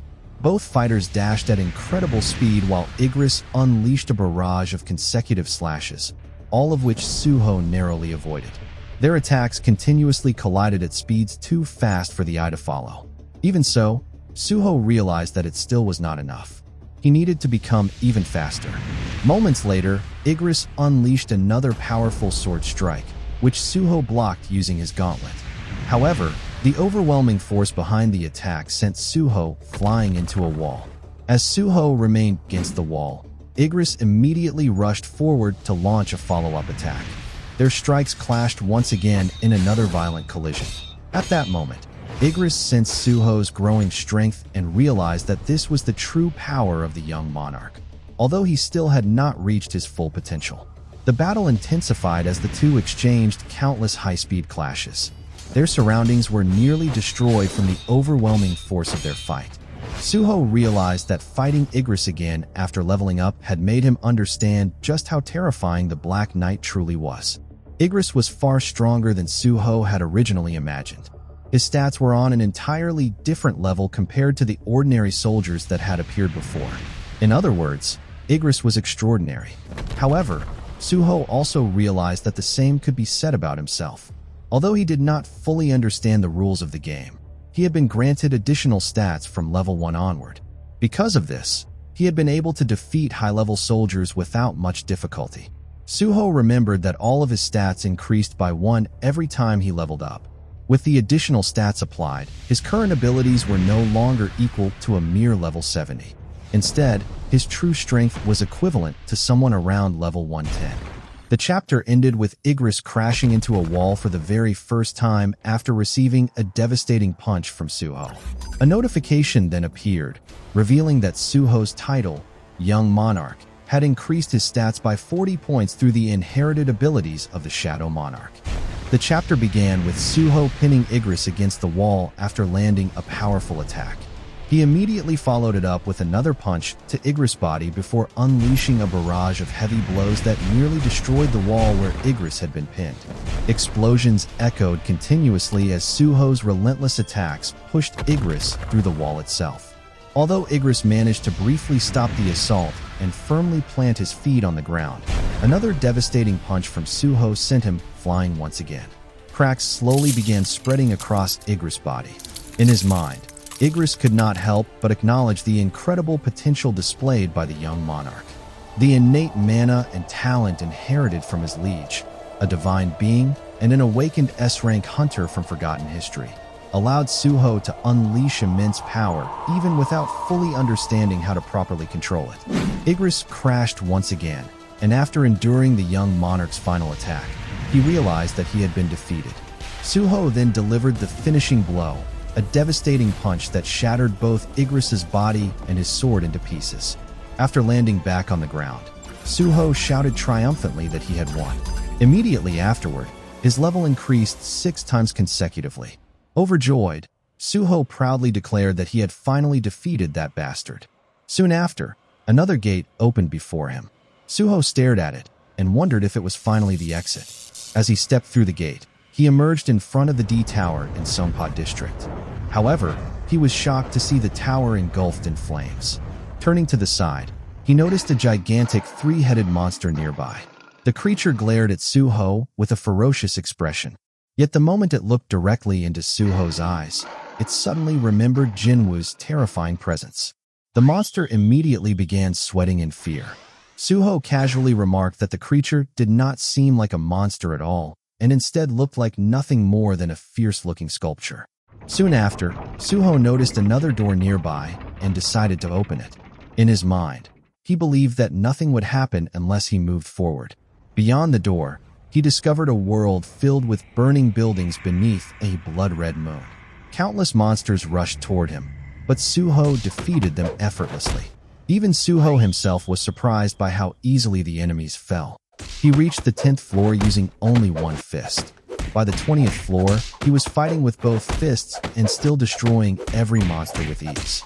Even on the 30th floor, where countless monsters appeared, they were defeated almost instantly. By the time Suho reached the 50th floor, he began wondering why every enemy was so weak. The battles had already become boring to him, and even the floor bosses died after only a few hits. Suho wondered if he had become too overpowered while preparing to fight the Black Knight. Eventually, he reached the 75th floor and effortlessly defeated Midas as well. As he continued climbing, Suho observed that the map was extremely large. However, he believed that if he kept moving diligently, he would be able to clear one floor every hour. Meanwhile, Essel and the others watched from the 100th floor in complete disbelief. They could not understand how Suho was climbing so quickly without relying on any soldiers, especially after already clearing the 87th floor. Soon after, Suho finally arrived at the 100th floor. At first, he thought there was nothing particularly impressive there, but he suddenly stopped after noticing a demon noble accompanied by several others. Without hesitation, Suho immediately dashed toward them, believing that time was too precious to waste. Essel quickly called out for him to wait. She then fell to the ground after Suho dashed forward and explained that even the monarch himself had struggled while climbing all the way there. Yet the young monarch had managed to climb so easily without relying on soldiers. She also mentioned that he had not made it this far last time. In her thoughts, Essel realized just how much Suho had grown. Confused, Suho asked what she meant by last time, but Essel quickly brushed the question aside and claimed it was nothing. Afterward, Essel introduced herself as the eldest daughter of the rank 1 demon clan, Radiru, and welcomed Suho to the final stage. Suho looked around before asking if this was truly the end and whether there was nothing more beyond it. Smiling, Essel confirmed that it was indeed the final stage. She explained that there had originally been another stage called the Demon King's stage, but it disappeared after their clan became the #1 clan.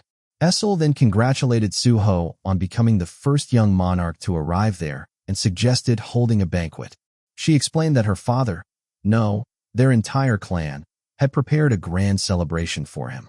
However, Suho ignored the invitation and instead pointed toward another passageway nearby. He asked what it was, since she had claimed this place was the end.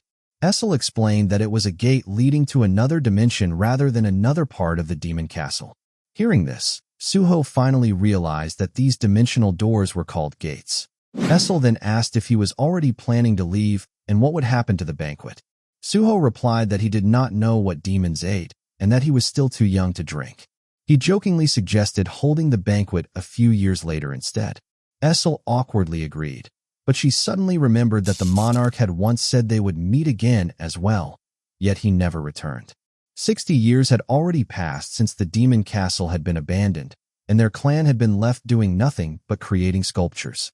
Essel thought to herself that she could not simply let Suho leave like this. Suho smiled and asked if she had said her name was Isel of the Reunites clan. He promised that he would remember it before saying goodbye. Essel suddenly froze before laughing softly. She remembered how Jinwoo had also failed to remember the name of their clan in the past. Waving goodbye, Essel smiled and told Suho, "See you later." Suho continued onward, believing that this gate might finally be the real exit. However, part of him still wondered if it could be another trap or if this was not truly the end yet. The moment Suho stepped through the gate, countless terrifying red eyes greeted him. The enemies before him were giant ant monsters. Suho froze briefly after seeing them. Moments later, the swarm immediately attacked him. Although he managed to knock many of them down, the creatures continued relentlessly charging at him. While running, Suho could not help but complain about how insanely aggressive the ants were.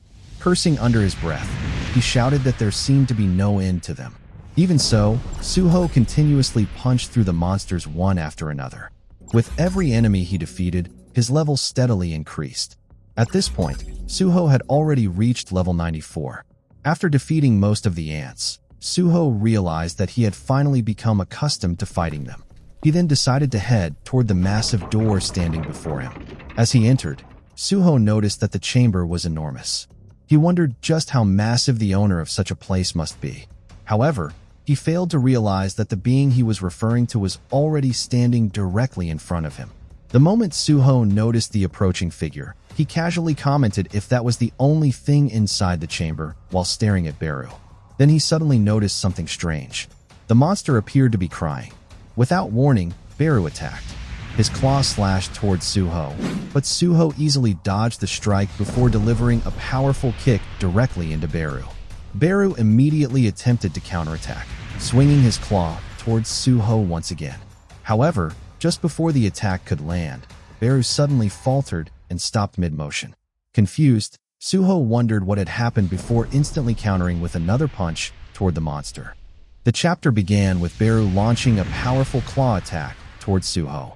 However, just as the attack was about to hit him, Beru suddenly stopped once again, allowing Suho to land a direct attack.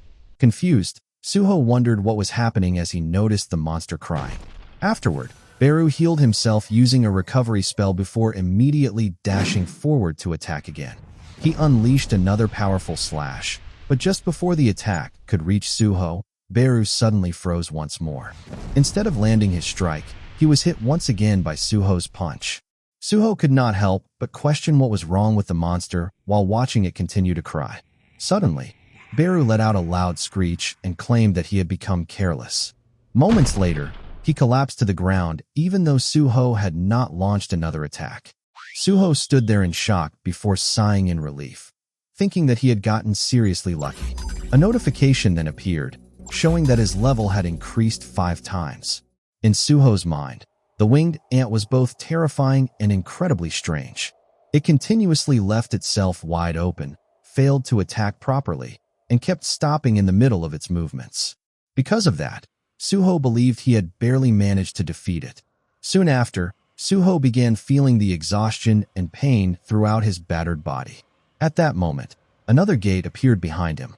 Suho stared at it and thought that yet another gate had appeared. Since he did not think his level could increase much further, he began wondering if he should finally return home for real. At this point, Suho had already reached level 99. As Suho stepped through the gate, he was immediately greeted by countless gigantic monsters and dragons.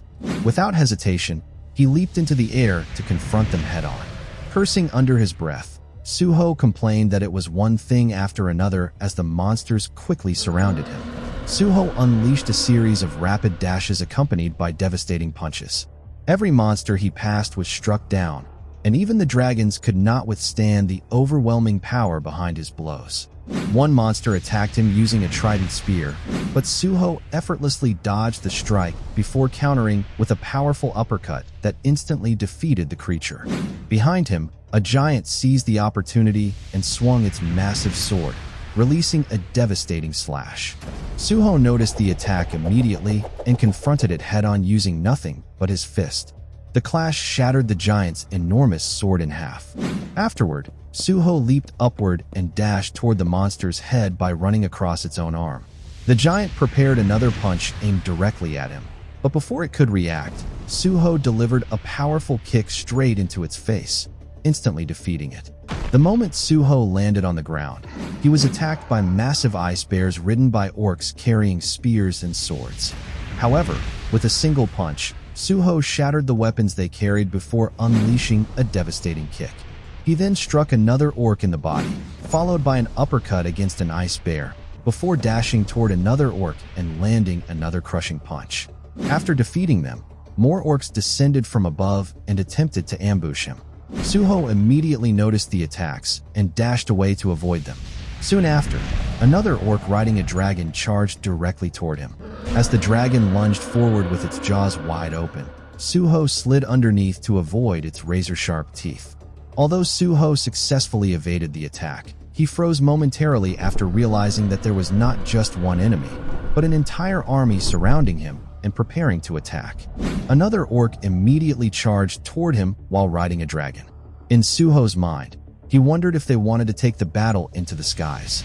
As the orc approached, Suho grabbed its face with one hand and forcefully threw it off the dragon.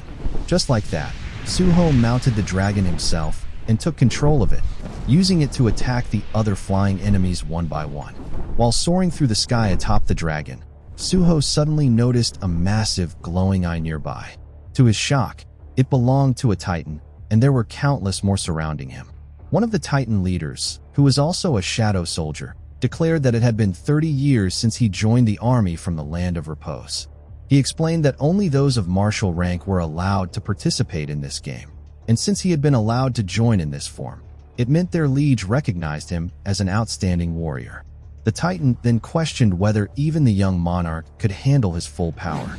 However, before the Titan could even finish speaking, Suho instantly struck him down with a single attack.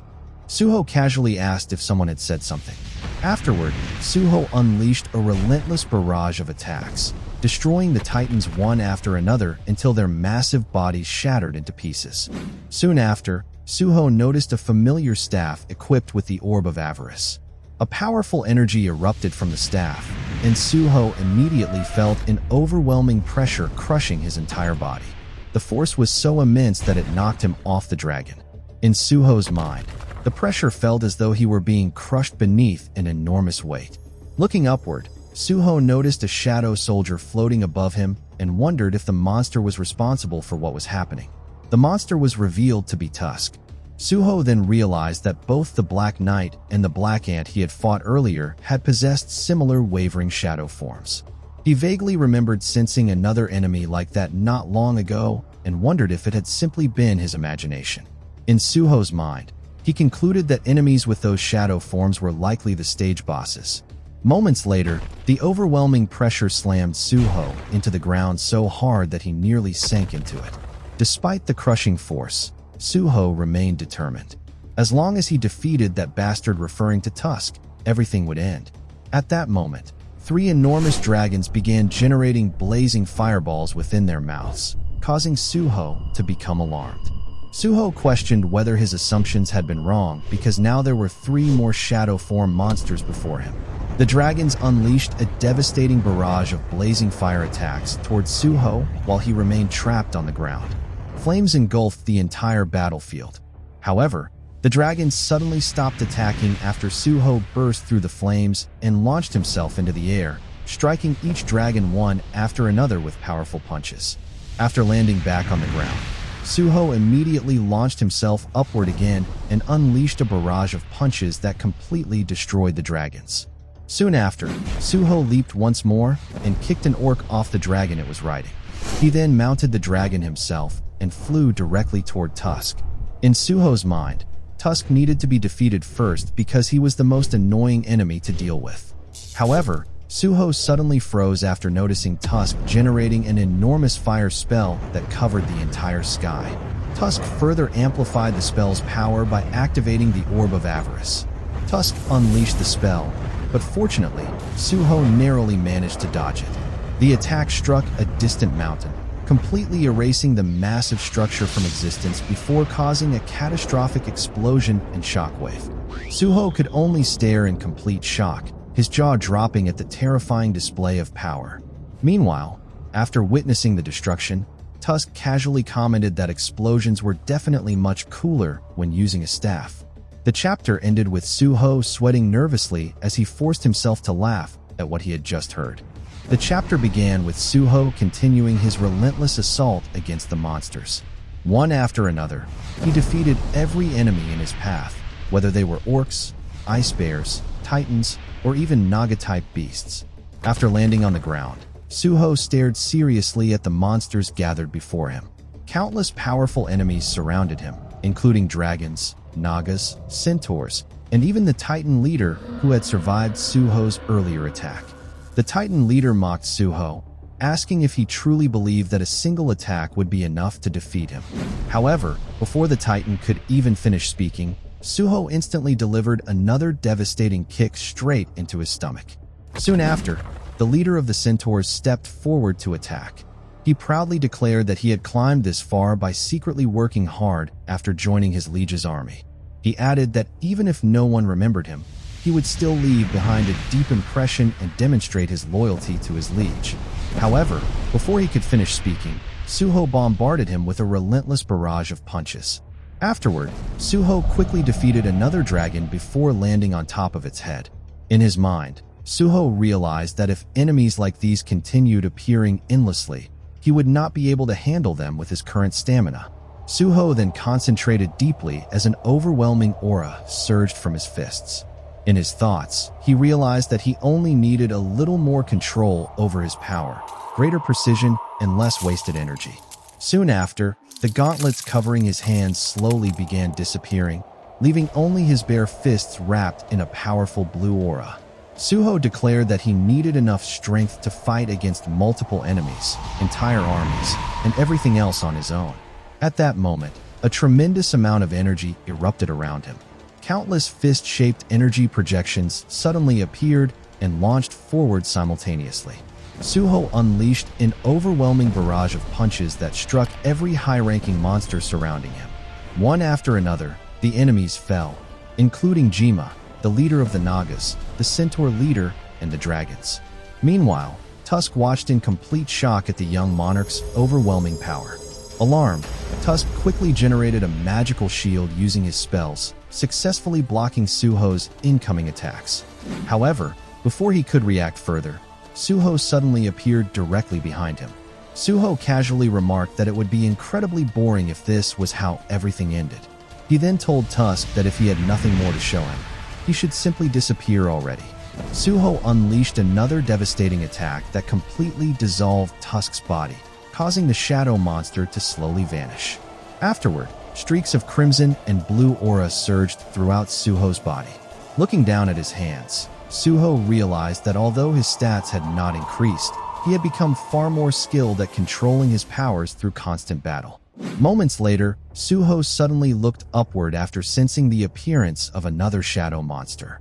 The figure that emerged was none other than Grand Marshal Belian, the strongest among all the shadows. The moment Suho saw him, he immediately realized that the being before him was incredibly powerful, perhaps even stronger than the black ant he had fought earlier.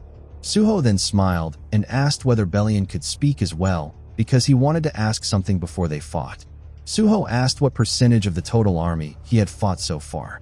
Belian calmly replied that excluding the Demon Castle, Suho had only fought approximately 1 out of 3,000 of the total mobilized forces. Hearing this, Suho could only sigh in disbelief. After fighting through countless monsters, it had only amounted to that much. Suho then clenched his fists before declaring that it was fine. He challenged Belian directly, saying, "Let's fight." Belian responded by praising Suho, saying that the young monarch had grown magnificently. He then unsheathed his sword. As Belian slowly walked towards Suho, his figure suddenly blurred before instantly appearing directly in front of him. Belian unleashed a rapid attack, but Suho successfully blocked it. Annoyed, Suho demanded to know why everyone kept calling him the young monarch. He questioned what it even meant and whether it had anything to do with why he had ended up in this world. Suho immediately countered with a punch from his left hand. Bellion intercepted the attack with his sword, and the clash between their powers created a massive collision of energy. Suho continued questioning what exactly the title Young Monarch meant. He could understand the term Monarch, but he still could not comprehend why they kept calling him the Young Monarch. He launched another attack, but in the next instant, Bellion suddenly appeared behind him and unleashed a sword slash aimed directly at Suho's back. The attack was so fast that Suho could not avoid it. Moments later, Suho's eyes widened in shock after noticing Bellion's sword suddenly separating and extending like a whip. Bellion attacked once more using the transformed weapon, and the sheer force of the strike shattered the battlefield around them into pieces. Despite the destructive attacks aimed at him, Suho managed to deflect the whip-like sword strikes using his fists. At that moment, Suho realized that Bellion's sword could freely transform into a whip. Quickly thinking of a strategy, Suho suddenly grabbed Bellion's weapon. He confidently declared that although Bellion's weapon was versatile, the fight would be over once it was restrained. Holding Bellion's weapon with his left hand, Suho unleashed a punch using his right fist. Bellion blocked the attack with one hand, but the impact still created a massive shockwave throughout the battlefield. Suho immediately followed up with a powerful kick. He pointed out that if Bellion guarded himself using both hands, it would leave his stomach completely open. Suho then aimed another devastating punch directly toward Bellion's abdomen. This time, Bellion failed to block the attack. The overwhelming force sent Bellion flying far into the distance. When the smoke finally cleared, Bellion was still standing, though he now used his sword like a cane to support himself. Suho admitted that he did not think Bellion would be defeated that easily. He then scratched the back of his head and commented that if they kept fighting, they would probably continue all night. Suho then asked Bellion if he truly was not the master of this place. In Suho's mind, he realized that Bellion was only a fake, while the real threat was somewhere else. Suddenly, Suho's expression turned serious as he looked up into the sky. A massive dragon wrapped in dark purple aura appeared overhead, and standing atop, it was the silhouette of a man. The chapter ended with the mysterious man leaping down towards Suho's location. Before we wrap up this arc, if you enjoyed the video, please take a moment to subscribe, like, and leave a comment. Thank you. The chapter began with Suho sensing an overwhelming dark purple aura as a man descended from above. The impact of the landing alone radiated immense power throughout the battlefield. Suho immediately noticed the man's serious expression and instinctively realized that this person was the true master of that world. As the mysterious man approached, dark purple energy continued to surge around him. He then summoned daggers into both of his hands. Suho quickly noticed that his opponent specialized in dagger combat. For the first time, Suho found himself facing a humanoid enemy instead of monsters. Because of that, he briefly thought that perhaps the situation could be resolved through conversation. "Excuse me," Suho called out. However, the man remained silent. At that moment, Suho noticed that a gate had already appeared even though his opponent had not yet been defeated. Because of this, he concluded that the man standing before him was most likely the final obstacle preventing him from returning home. Blue aura burst from Suho's body as he clenched his fists and prepared for battle.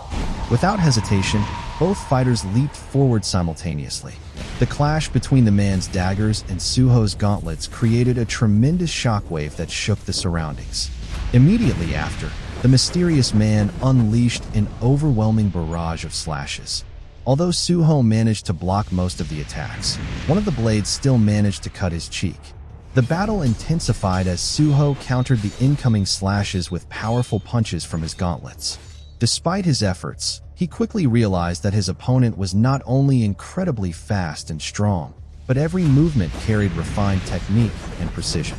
Suho became increasingly amazed. His enemy possessed not just overwhelming strength, but mastery built through countless battles. The clash continued relentlessly until Suho was eventually pinned against a wall of stone.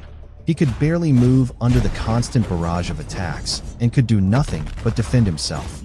As he endured the assault, Suho realized that every strike from his opponent contained perfected combat technique. He began wondering just how much training and how many near-death experiences this man must have overcome to achieve such terrifying skill.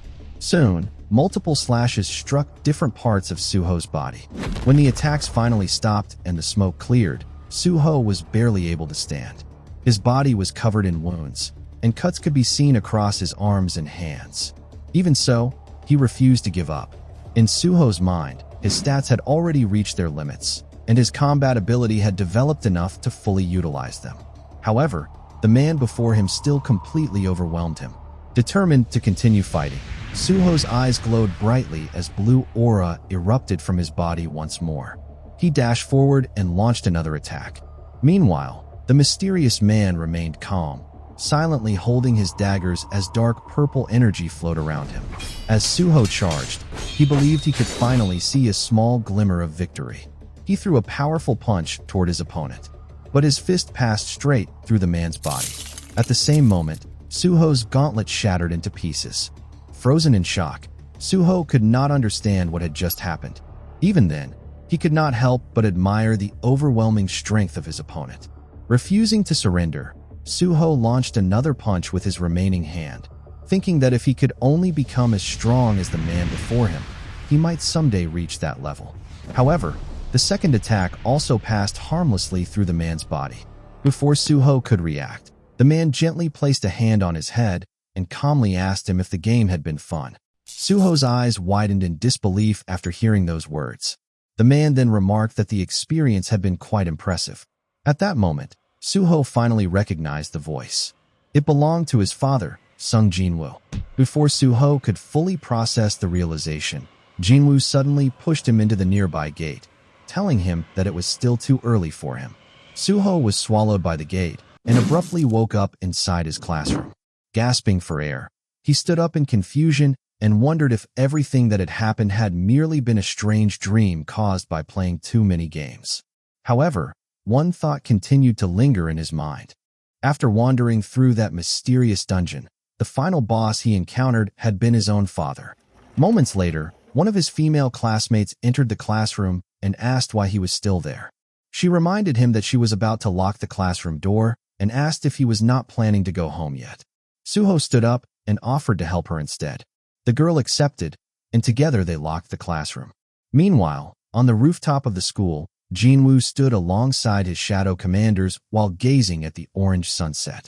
Jinwoo commented that using the remnants left behind by the architect within the domain of Repose had turned out surprisingly well.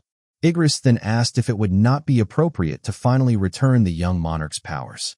He pointed out that they had tested Suho several times before, but this time Suho had managed to reach him.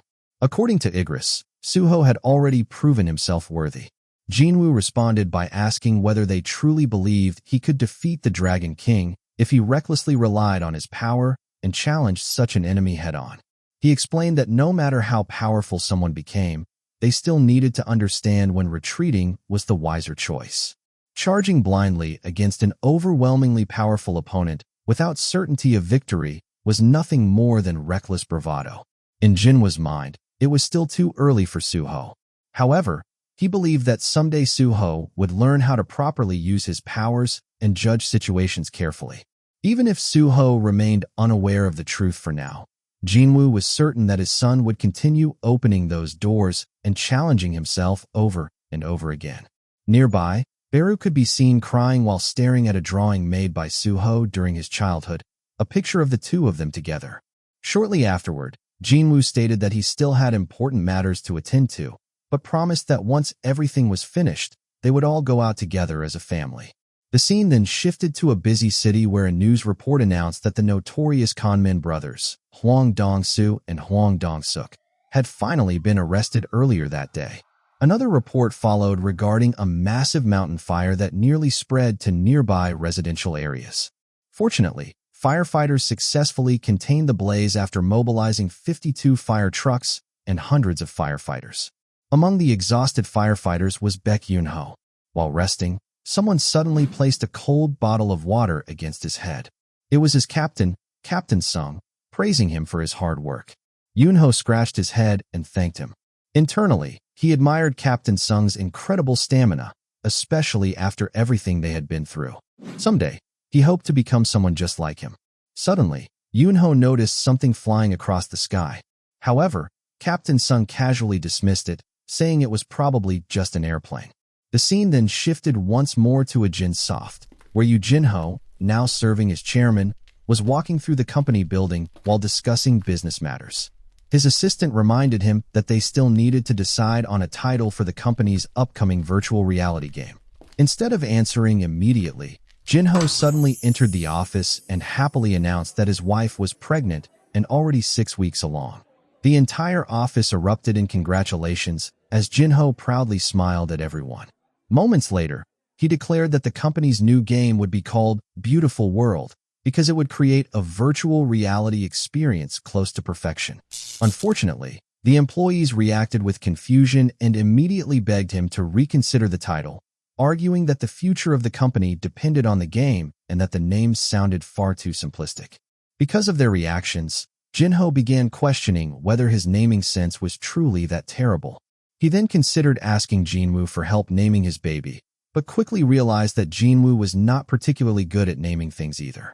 Returning to business, Jinho reassured everyone that they no longer needed to worry about funding because a major investor had finally agreed to support them.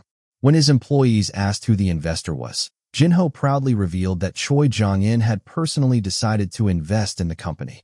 The office erupted into disbelief and excitement upon hearing the news.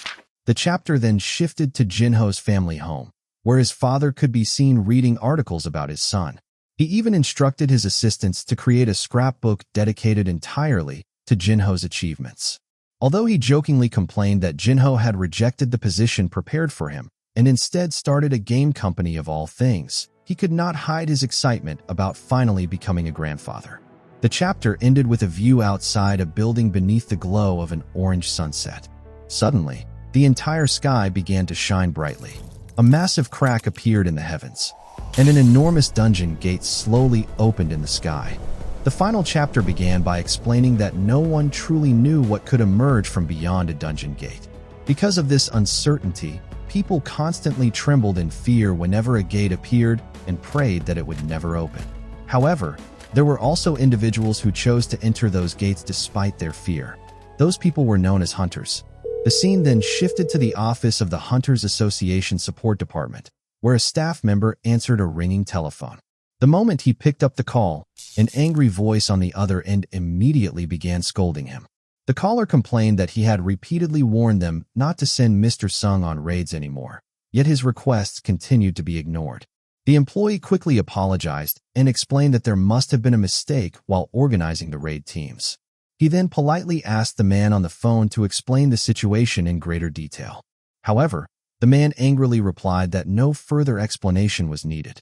According to him, the raid team was tired of cleaning up after Sung Jinwoo every single time. He pointed out that Jinwoo constantly got knocked unconscious simply because he insisted on participating as a hunter despite being too weak. The man then warned that if they assigned Jinwoo to another raid again, he would personally resign from his position. As the call ended, the employee reflected on how many young people dreamed of becoming hunters. If someone asked students on the street what career they wanted in the future, the answers would usually be becoming a famous hunter, working for a major guild, or joining the Hunters Association. Yet despite those glamorous dreams, the employee realized that office work was still exhausting no matter where someone worked. Hunters constantly complained about trivial matters. Some demanded coffee and snacks during raids because other teams received them. Others asked for early payment of their salaries. One female hunter even complained that if she participated in the day's raid, nobody would be available to pick up her child from school. Afterward, the employee became curious about the hunter mentioned during the call. He searched the association database for the name Sung Jinwoo. To his surprise, Jinwoo was ranked E-class, and his mana levels were practically identical to those of a normal person. Looking through his records, the employee noticed countless injury reports and could only mutter in disbelief. In his eyes, it was almost miraculous that Jinwoo had survived this long. The employee wondered why Jinwoo continued risking his life as a hunter despite his weakness. Hoping to find a special reason, he searched further into Jinwoo's background. He then discovered that Jinwoo's mother was hospitalized in the ICU due to eternal slumber, while his younger sister was still attending high school. He also learned that Jinwoo was only 23 years old, 6 years younger than himself.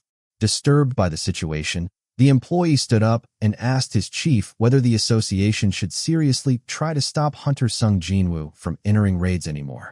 His chief replied that they had already tried many times before without success. The chief then asked why the employee himself had decided to join the Hunters Association in the first place. After thinking for a moment, the employee answered that his decision was inspired by a news broadcast he saw as a child. The report was about a hunter who became trapped inside a gate while trying to save his comrades. At first, the employee had only been curious. He wondered who would save the hunters if they themselves became injured or trapped. Eventually, that thought inspired him to work for the association. If no one else could help the hunters, then he wanted to become someone who could support them and ensure they would not suffer or die unnecessarily. The chief then asked him an important question: if he truly wants Sung Jinwoo to quit or he want to help him instead. The employee scratched his head awkwardly before admitting that his chief was right. He then asked if there was anything he could do besides simply advising Jinwoo to give up. In response, the chief handed him a file and explained that there was still another option available. The file contained information about Lee Ju-hee, a B-rank healer-type hunter. The chief explained that some people awakened with high-ranking abilities but refused to become hunters because they feared entering gates or simply were not interested in money. Instead, the association occasionally tried persuading such individuals to support hunters in other ways. As the employee looked through the file, he reflected on the contrast between Lee Ju-hee and Sung Jinwoo. Ju-hee possessed tremendous talent but chose not to fight because of fear, while Jinwoo continued entering gates despite being weak and terrified himself. At that moment, the employee realized something important. If fear could be transformed into courage through someone's influence, then that courage could become the strength of the weak. His chief smiled and asked whether he wanted to give it a try. The employee then resolved to do his best in hopes that he could become even a small source of support for Sung Jinwoo on his journey beyond the gates. The scene then shifted to the sunset outside Suho's school. Suho could be seen playing rock, paper, scissors against one of his female classmates to decide who would carry the other's bag home. Unfortunately, Suho lost, causing the girl to laugh and tease him for being terrible at the game before handing him her bag to carry. However, Suho suddenly looked up toward the sky. His classmate asked what he was staring at, but Suho simply replied that it was nothing while continuing to gaze upward. The perspective then slowly shifted toward the heavens, revealing a breathtaking dawn sky illuminated by brilliant light beyond the horizon. High above the clouds, Kaisel, Jinwoo's shadow wyvern, soared through the skies with two figures riding on its back. Those riders were Hae-In and Jinwoo. Hae-In quietly commented that it had been a long time since she last saw such a beautiful view. Jinwoo then approached her and opened a small box containing a necklace. He explained that it was his gift for their 16th wedding anniversary before personally placing it around her neck. Jinwoo gently told Hae-In to return home first because he still had something important to do. Hae-In asked him once again if he truly planned to come back soon. Smiling softly despite the tears forming in her eyes, Hae-In said she would wait for him. Jinwoo smiled back at her warmly. At this point, both of them appeared far more mature than before, reflecting the years that had passed. Soon afterward, Hae-In departed on Kaisel while Jinwoo remained floating alone in the sky before a massive gate leading toward the dimensional rift. Jinwoo reflected that beings possessing immense power naturally acted like magnets that attracted terrifying entities from other worlds. After taking a deep breath, Jinwoo spoke the word, "Arise." At once, his shadow commanders appeared before him, fully prepared for battle as they followed him toward the enormous gate. The scene then shifted back to the tutorial dungeon inside the world of Repose, where Suho had returned once again.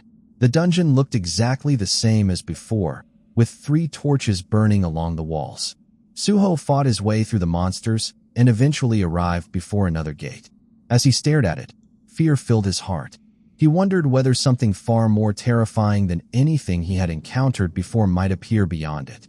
For a brief moment, Suho even questioned whether he would die inside that place. Still, he clenched his fists tightly and reminded himself that he would never know the truth unless he opened the gate. In the following scenes, Suho repeatedly died while challenging the dungeon.